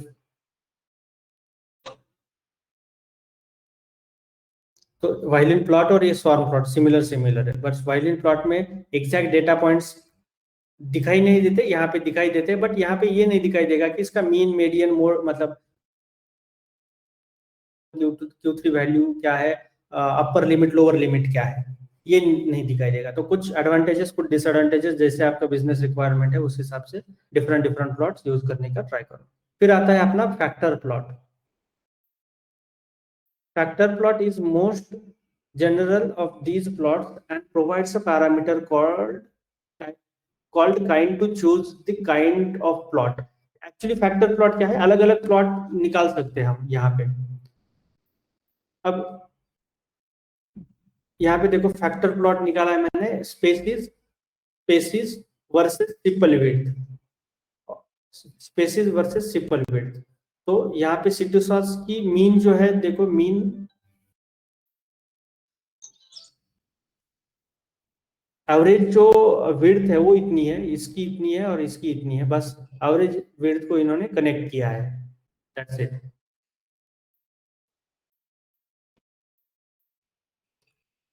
और यहाँ पे हम अलग अलग पैरामीटर पास कर सकते हैं फैक्टर प्लॉट में भी। अगर आपको बार प्लॉट चाहिए, वायलिन प्लॉट चाहिए, स्पॉन प्लॉट चाहिए, तो आप उसमें मेंशन करो कि मुझे ये चाहिए। यहाँ पे देखो फैक्टर प्लॉट, नाम तो फैक्टर प्लॉट है बट काइंड इक्वल्स टू मैंने वायलिन कर दिया इसका, तो ये वायलिन प्लॉट बन गया। और अगर आपको ये अलग अलग, सारे अलग अलग चाहिए, एक ही प्रेजेंटेशन मतलब करना है आपको, और आपको ये आउटलायर्स दिखाने हैं, तो 2-3 ऐसा नहीं है कि सिर्फ आप बॉक्स प्लॉट यूज करोगे, तो बॉक्स प्लॉट रखो और कंपैरेटिव पर्पस के लिए वाइल्ड प्लॉट भी ऐड कर दो यहाँ पे। तो दोनों से फिर आप बोलो कि हाँ यहाँ पे ये है, यहाँ पे वो है, ऐसा ऐसा जो भी आप इन्फ्रेंस निकालना चाहते हो, उसमें इंटरप्रेट करना चाहोगे, वो आप कर सकते हो, अब बता भी सकते हो, राइट। तो अब हम ये फैक्टर प्लॉट क्लियर है। फैक्टर प्लॉट अलग अलग टाइप के प्लॉट भी हम कर सकते हैं। सिर्फ काइंड एक बार देख भी लो आप आपके साइड से कि काइंड बार भी आता है इसमें, ठीक है। तो काइंड इक्वल टू बार देखो आप, और उसको भी, और इसका फिर कंपैरेटिव स्टडी करो कि ये क्या है। अब यहाँ पे देखो 3.4 है इसका मीन, तो इसका मीन जो है वो देखो यहाँ पे 3.5 से थोड़ा सा कम इसका मीन यहाँ पे कुछ हो सकता है, मतलब ये तो यहाँ पे मीडियन वैल्यू दिखाई देता है, बट मीन भी लगभग लगभग सिमिलर है, यहाँ यहीं पे कहीं पे है।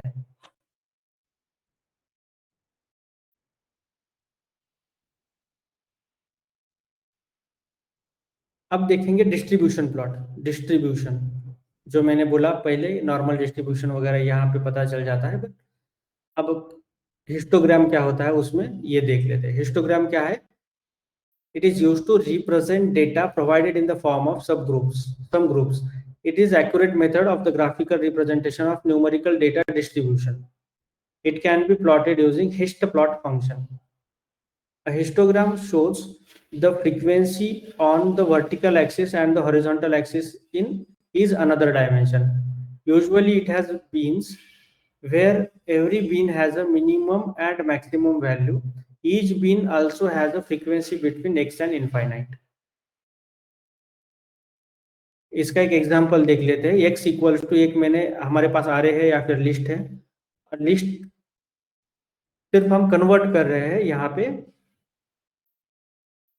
हिस्टोग्राम में। अब हिस्टोग्राम अगर देखा जाए तो ये इस टाइप बन रहा है कुछ। अब ये आप बताओ कि ये पॉजिटिवली स्क्यूड है या फिर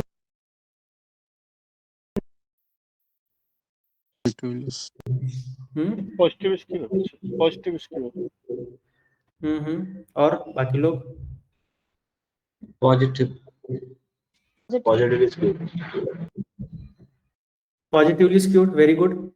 अब पॉजिटिव साइड पे दब गया है ये ग्राफ। बल्जिंग कहाँ पे है? यहाँ पे है। और दब कहाँ पे गया है? इस साइड गया है दब। तो क्लियर कट यहाँ पे बोल सकते हो आप कि यहाँ पे जो भी है डेटा पॉइंट्स उनकी डेंसिटी कम है, मतलब 80 to 100 बहुत कम डेटा पॉइंट्स है। अब यहाँ पे सर्च करो कि 80 to 100 को कितने डेटा पॉइंट्स है मेरे पास। 100 हो गया यहाँ पे।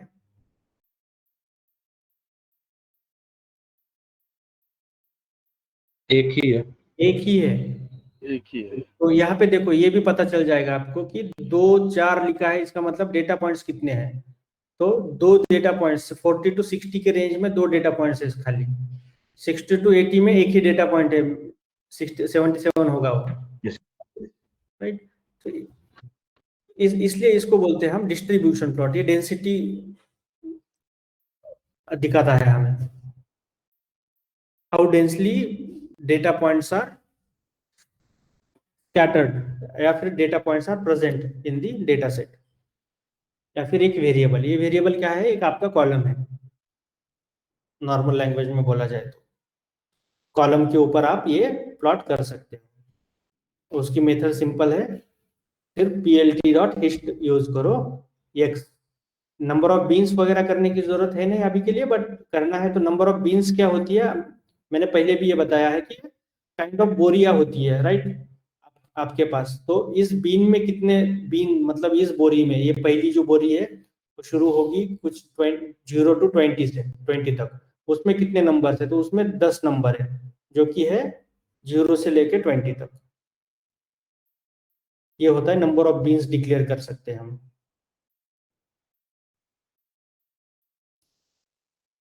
इसको बोलते हैं प्लॉट, हिस्टोग्राम।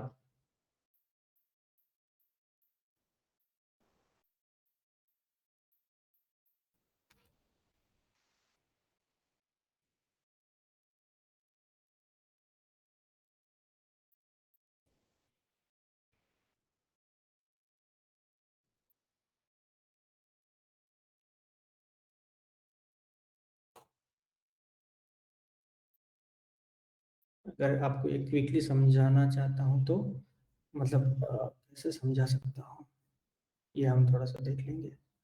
यहाँ पे देखो, अब पॉजिटिवली स्क्यूड में क्या होगा, क्यूड है इसलिए मीन शिफ्ट हो जाएगा left side, sorry right side, फिर मीडियन होगा, फिर मोड होगा। नॉर्मल डिस्ट्रीब्यूशन में मीन, मोड और मीडियन की एक ही सिंगल लाइन होती है यहाँ पे, क्योंकि एग्जैक्ट या इस साइड और उस साइड 50% डेटा होता है, और उनकी मीन भी फिर मीन और मीडियन एग्जैक्ट मैच करती है आइडियल सिनेरियोज में। रियल लाइफ सिनेरियोज तो नहीं होता है ऐसा, बट आइडियली ये वाला चीज होता है। राइट साइड डेटा में मीन राइट साइड शिफ्ट होती है, मीडियन उसके बाद आती है, फिर ये वाली मीडियन, और उसके बाद मोड आती है। मैं अगर ये कहूं कि यहाँ पे मीन है, यहाँ पे मीडियन है, यहाँ पे मीन है, तो नेगेटिवली स्क्यूड। निगेटिवली स्क्यूड बोलेंगे आप उसको। यहाँ पे देखो, mean is greater than median is greater than mode, then median small than mode, negatively skewed में, ये भी याद रखो। एक दिखा रहा था मुझे, और क्या देख सकते हैं इसके अराउंड, ठीक है। जब जब आएगा रेफरेंस तब तब मैं और डिटेल में जाऊंगा, अभी के लिए इतना मोर देन सफिशिएंट है। अब आते हैं हमारा डिस्ट्रीब्यूशन प्लॉट। अच्छा, डिस्ट्रीब्यूशन प्लॉट भी हम एक ही ग्राफ में अलग अलग डिस्ट प्लॉट बना सकते हैं, सब प्लॉट्स मेथड यूज करके। सब प्लॉट्स कितने सब प्लॉट्स, 3 सब प्लॉट्स बना रहे हैं हम यहाँ पे। उसको plt डॉट टाइटल भी दे रहे हैं आइरिस हिस्टोग्राम। यहाँ पे देखो टाइटल आ गया, एक्स लेबल वाई लेबल भी दे सकते हो अगर एक्सप्लिसिटली देना है तो, नहीं तो वो ऑटोमेटिकली आ जाएगा यहाँ पे सिपल लेंथ, सिपल डेंसिटी। बट आपको मेंशन करना है कि क्या होना चाहिए तो आप वो मेंशन कर सकते हो। यहाँ पे सिर्फ और 2 ऐड करना पड़ेगा, एक्स टाइटल वाई टाइटल।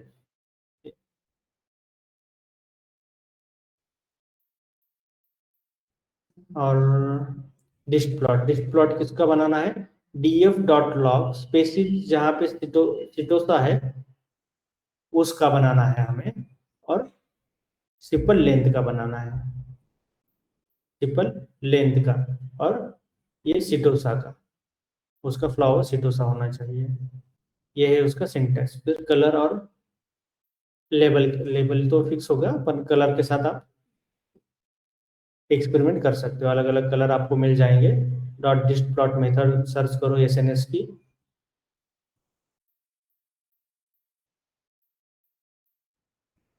और हमने यहाँ पे ग्राफ हमें मिल गया है। अब हम ये देखेंगे कि सबसे एक्चुअली नॉर्मली तीनों नॉर्मली डिस्ट्रीब्यूटेड ग्राफ्स, लगभग नॉर्मली डिस्ट्रीब्यूटेड ग्राफ्स हैं, बट इसका पीक ज्यादा है।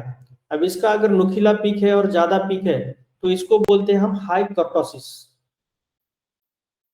कर्टोसिस उसका हाई है, डिस्ट्रीब्यूशन नॉर्मली है बट कर्टोसिस हाई है, इसका लो है। बाद में मैं आपको समझा दूंगा कर्टोसिस एग्जैक्टली होता क्या है, बट अभी के लिए इतना ही सफिशिएंट है कि इसको अगर ये नुकीला बन गया है, जितना ऊपर जा रहा है उसका कर्टोसिस बढ़ रहा है। KUR kurtosis, KURTOSIS।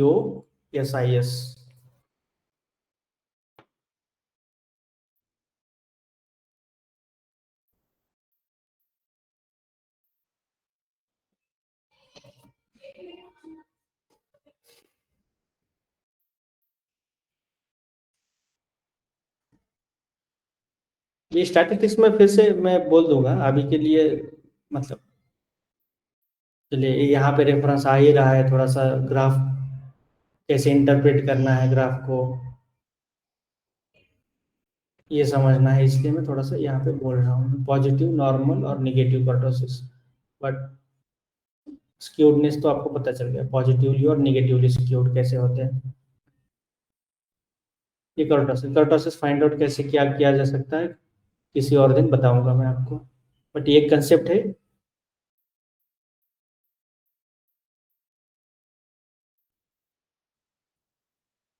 ये पता चल गया होगा आपको, नॉर्मली डिस्ट्रीब्यूटेड है। फिर हम तीनों को नॉर्मल डिस्ट्रीब्यूशन कह सकते हैं कि हाँ कह सकते हैं, बट कर्टोसिस सिर्फ उनका चेंज हो रहा है। फिर देखेंगे हम डिस्ट प्लॉट। अब हिस्ट प्लॉट और डिस्ट प्लॉट सिमिलर है। Dist plot is used basically for univariate set of observations. ये बेसिक सा है। यहाँ पे univariate as well as multivariate कर सकते हैं, बट ये यूनिवेरिएंट या फिर यूनिवेरिएट क्या होता है, किसी एक ही कॉलम के ऊपर अब हम कर सकते हैं, किसी एक ही कॉलम के ऊपर। जैसे कि सिंपल विड्थ हो गया तो इसी के ऊपर कर दिया मैंने, उसी की डेंसिटी देख रहा हूँ खाली, ठीक, वो कैसे अरेंज हो गया है डेटा। बट यहाँ पे सिंपल लेंथ है और अलग अलग स्पेसिस के ऊपर भी हम देख सकते हैं हिस्टोग्राम को। डिस्ट प्लॉट को हम नहीं देखेंगे, वो सिंगल आपको जाना पड़ेगा। ये भी काम का है, बहुत काम का है, इससे डिस्ट्रीब्यूशन पता चल जाता है।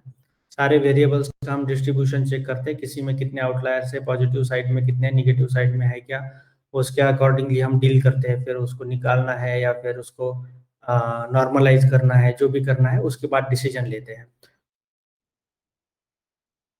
वो डिसीजन कैसे लेंगे क्या नहीं, वो बाद में आ जाएगा। अभी के लिए सिर्फ हम इसको स्टडी करेंगे कि इसको हाउ टू इंटरप्रेट दिस,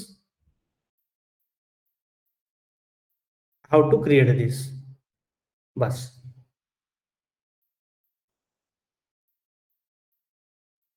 फिर आता है अपना जॉइंट प्लॉट। जॉइंट प्लॉट क्या है? Joint plot is used to draw plot of two variables, दो वेरिएबल्स के बीच में, with bivariate and univariate graphs. With bivariate and univariate ये ग्राफ्स भी आते हैं इसके, देखो ये यूनिवेरिएट ग्राफ है। सिंपल विड्थ का डिस्ट्रीब्यूशन ऐसा है और ये जो स्पेसिस है उनका डिस्ट्रीब्यूशन ऐसा है। ये यूनिवेरिएट ग्राफ है। यूनिवेरिएट का मतलब एक वेरिएबल, यूनिवेरिएट। बाइवेरिएट दो वेरिएबल, बाइवेरिएट दो कॉलम्स, दो variables. Multivariate multiple columns. Univariate इसका, तो इसका डिस्ट्रीब्यूशन कैसा है, कोई बताएगा मुझे? अब मैंने ये नहीं पढ़ाया, तो किसी ने कभी बचपन का जो मैथ है जिसका पक्का है या फिर जिसको याद आ रहा है, फिर मैथ जिसको पसंद है, उसने कुछ किया हुआ है वर्क, वही बता पाएगा। नहीं तो अब ये तो नॉर्मली डिस्ट्रीब्यूटेड नहीं है, राइट? पॉजिटिव्स क्यों नहीं, निगेटिव्स क्यों नहीं, कुछ नहीं, बस ऐसा एक बॉक्स है। लीनियर हाँ लीनियर क्या बताओ? लीनियर लीनियर नहीं बोलेंगे हम।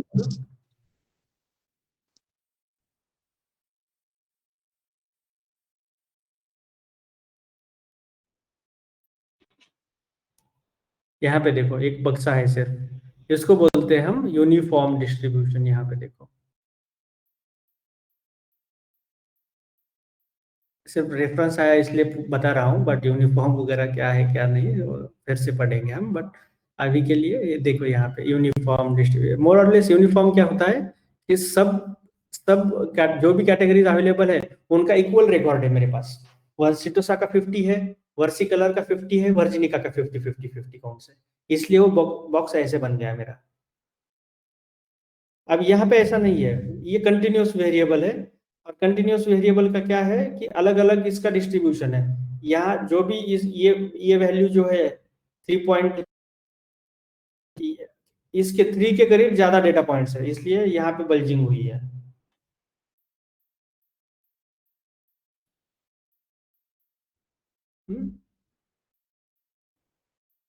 तो बाकी तो आपको पता है इसको कैसे इंटरप्रेट किया जा सकता है। सॉर्म प्लॉट वगैरह में हमने देखा है, बाकी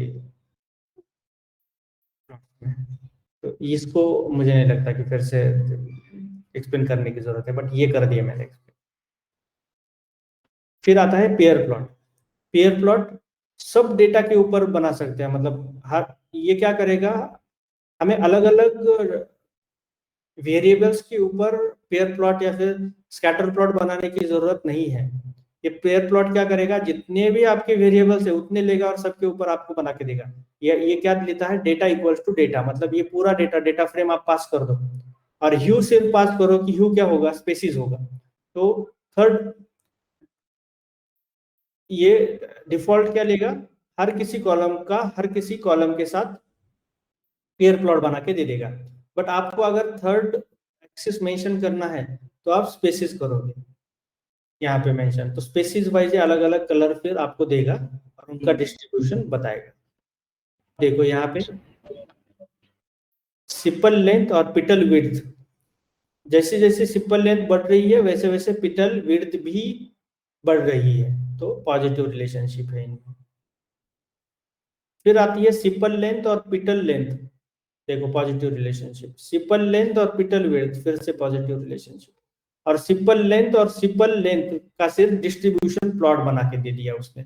3 स्पेसिस है तो 3 स्पेसिस का मैं क्या करता हूँ, डिस्ट्रीब्यूशन प्लॉट बनाता हूँ। अगर स्पेसिस नहीं मेंशन करता तो ये एक ही सिपल लेंथ का और सिपल लेंथ का मतलब एक ही डिस्ट प्लॉट आता,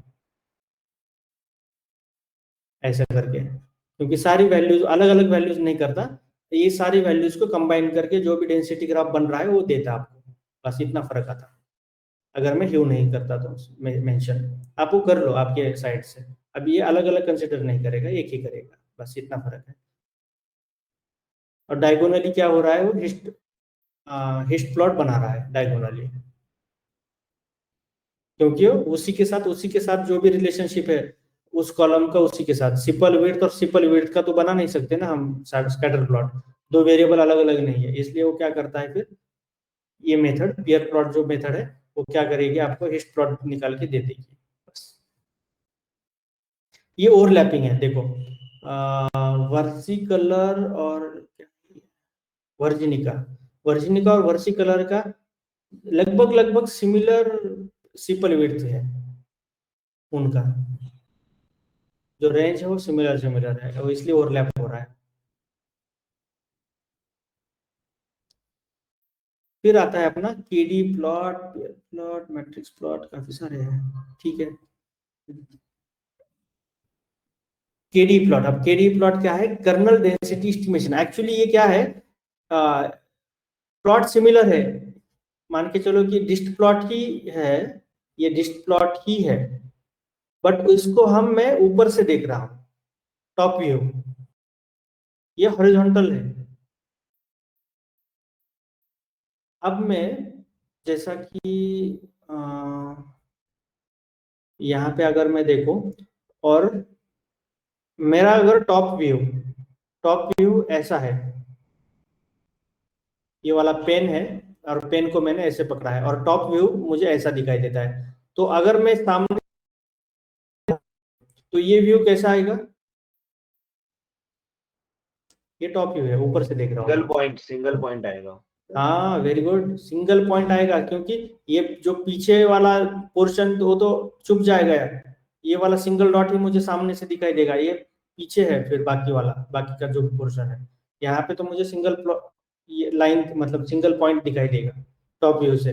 सिमिलरली इमेजिन करो कि ये प्लॉट है, बस ये डेंसिटी प्लॉट है, केडी प्लॉट, मतलब ये ऊपर से सिर्फ हम देख रहे हैं इसको, इसलिए यहाँ पे कॉन्सेंट्रेट हुआ है डेटा और इस साइड एक कॉन्सेंट्रेट हुआ है, और ये कॉन्सेंट्रेशन है, मतलब जितने यहाँ पे डार्क एरिया दिख रहा है ये वाला, यहाँ पे ज्यादा डेटा पॉइंट्स है, यहाँ पे कम डेटा पॉइंट्स है।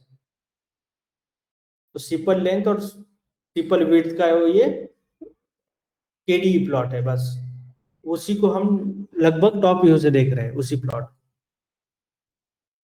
KD plot. अब केडी प्लॉट होता क्या है, एक इसको कैसे हम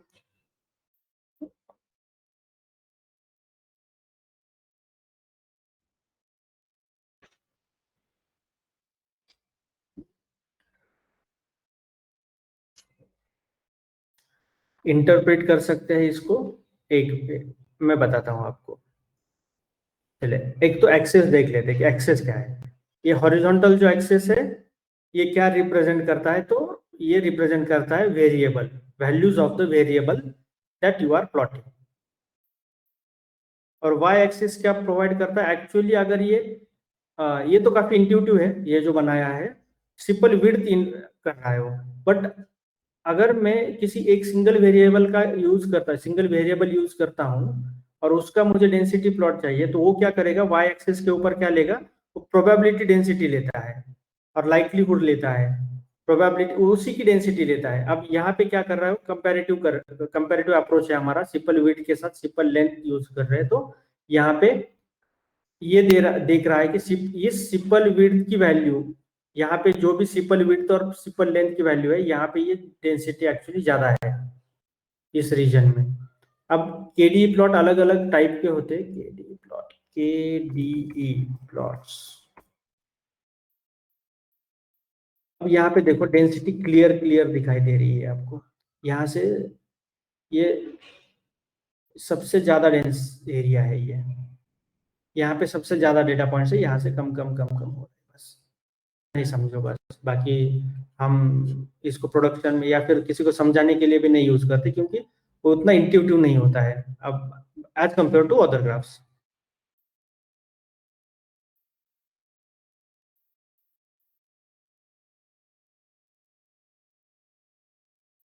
अब वेटिंग वर्सेस ड्यूरेशन, ये अलग अलग ही डेटा पॉइंट्स, मतलब इनका ज्यादा संबंध है नहीं, वेटिंग और ये यहाँ पे आ गया आपका, मान के चलो ये इतनी वेटिंग के लिए ये ड्यूरेशन है, जो भी इन्होंने, ये तो ज्यादा मतलब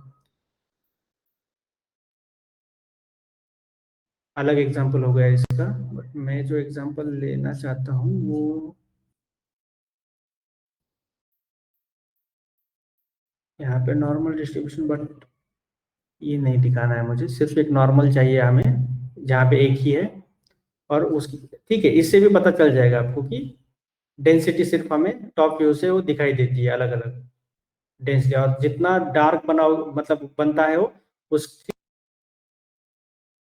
अराउंड डेटा पॉइंट ज्यादा होते हैं, बस इतना याद रखो। इससे वो पता नहीं चल रहा है जो मैंने यहाँ पे निकाला है ग्राफ। जनरली ऐसा मत निकालो आप, अगर आपको निकालना है तो इस टाइप निकालो जो हमने अभी डिस्कस किया, तो ये क्लियर कट बता देता है आपको कि डेंसिटी कैसे वैरी हो रही है। हाँ ठीक है, अब आते हैं रिग्रेशन प्लॉट्स।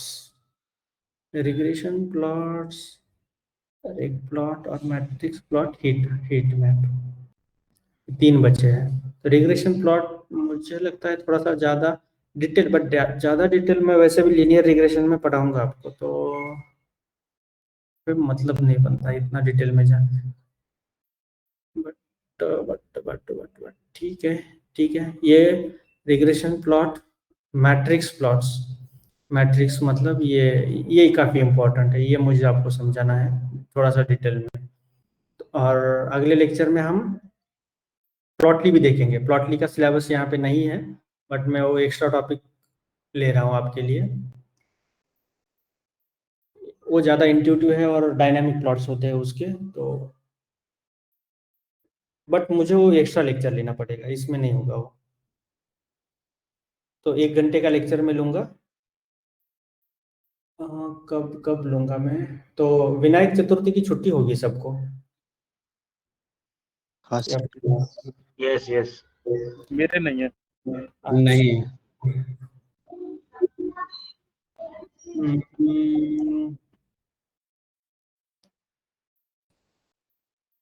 नहीं, किसकी नहीं है? मनु की? मेरी नहीं है अजय। अच्छा, जय की नहीं, आलोक की मेरी भी नहीं। रंजन की, मतलब 3 लोगों की नहीं है छुट्टी। कैसे ले पाएंगे? और मतलब 1 आध घंटा एडजस्ट कर सकते हो? सुबह लूंगा। कितने बजे? यही टाइम 9:30 बजे, 19 तारीख एक्चुअली 19 तारीख। अर्ली मॉर्निंग हो जाए 7 नहीं कर सकते हैं 7 में आए 8 o'clock रख लेते हो। 8 o'clock कर सकते हो। हाँ 8 o'clock ठीक रहेगा। ठीक है, 1 ही घंटा लूंगा मैं, ज्यादा नहीं, आपका समय लूंगा, और वो ऑप्शनल होगा, इसकी रिकॉर्डिंग दी जाएगी, अटेंड भी करना ऑप्शनली, मतलब ऑप्शनली नहीं बोलूंगा, बट अगर बहुत ही दिक्कत है तो ही मतलब आप बता के जा सकते हो कि आज नहीं हो गया इस टाइम, बट आपको प्रेजेंट रहना है, ठीक है। तो मिलते हैं फिर, आज संडे है, मंडे ट्यूसडे सुबह 8 बजे। यस ओके चलिए, thank you guys, bye. Sir interview का आप बताने वाले थे कल, क्या इंटरव्यू लास्ट संडे का आपका इंटरव्यू कैसा गया? मैं भूल गया, मैं 19 तारीख को बताता हूँ, ठीक है? ओके ओके क्लास ठीक में।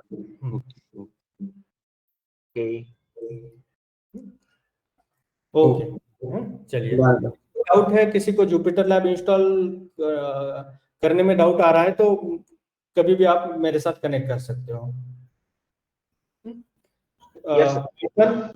पाइथन फिर VS कोड और उसमें जुपिटर लैब, मुझे तीनों चाहिए अब, क्योंकि हम आप धीरे धीरे जुपिटर लैब के ऊपर शिफ्ट होने वाले हैं। और जो प्रोजेक्ट, हाँ मैं प्रोजेक्ट एक दूंगा, ये आज दूंगा या फिर ठीक है आज ही दूंगा मैं। एक प्रोजेक्ट EDA का प्रोजेक्ट होगा, वो सब मैं डेटा प्रोवाइड करूंगा, डेटा की लिंक या फिर डेटा, आपको सिर्फ एक्सप्लोर करना है, डेटा को एनालाइज करना है और आपके कमेंट्स मेंशन करने हैं पर वे में, सिर्फ कोड नहीं लिखना है आपको, आप क्या इंटरप्रेट कर रहे हो उससे, वो भी मुझे जानना है। और उसका डेडलाइन होगा अगले संडे आपको प्रेजेंटेशन रेडी रहना है। मैं सिर्फ आपका प्रेजेंटेशन एक बार गो थ्रू करूंगा और चाहिए तो हम 5-5 मिनट का प्रेजेंटेशन करेंगे, सिर्फ 5 मिनट का, 5 मिनट में आपको प्रेजेंट करना है, हर किसी को 5 मिनट टाइम मिलेगा। वो होगा आपका अगले संडे प्रेजेंटेशन।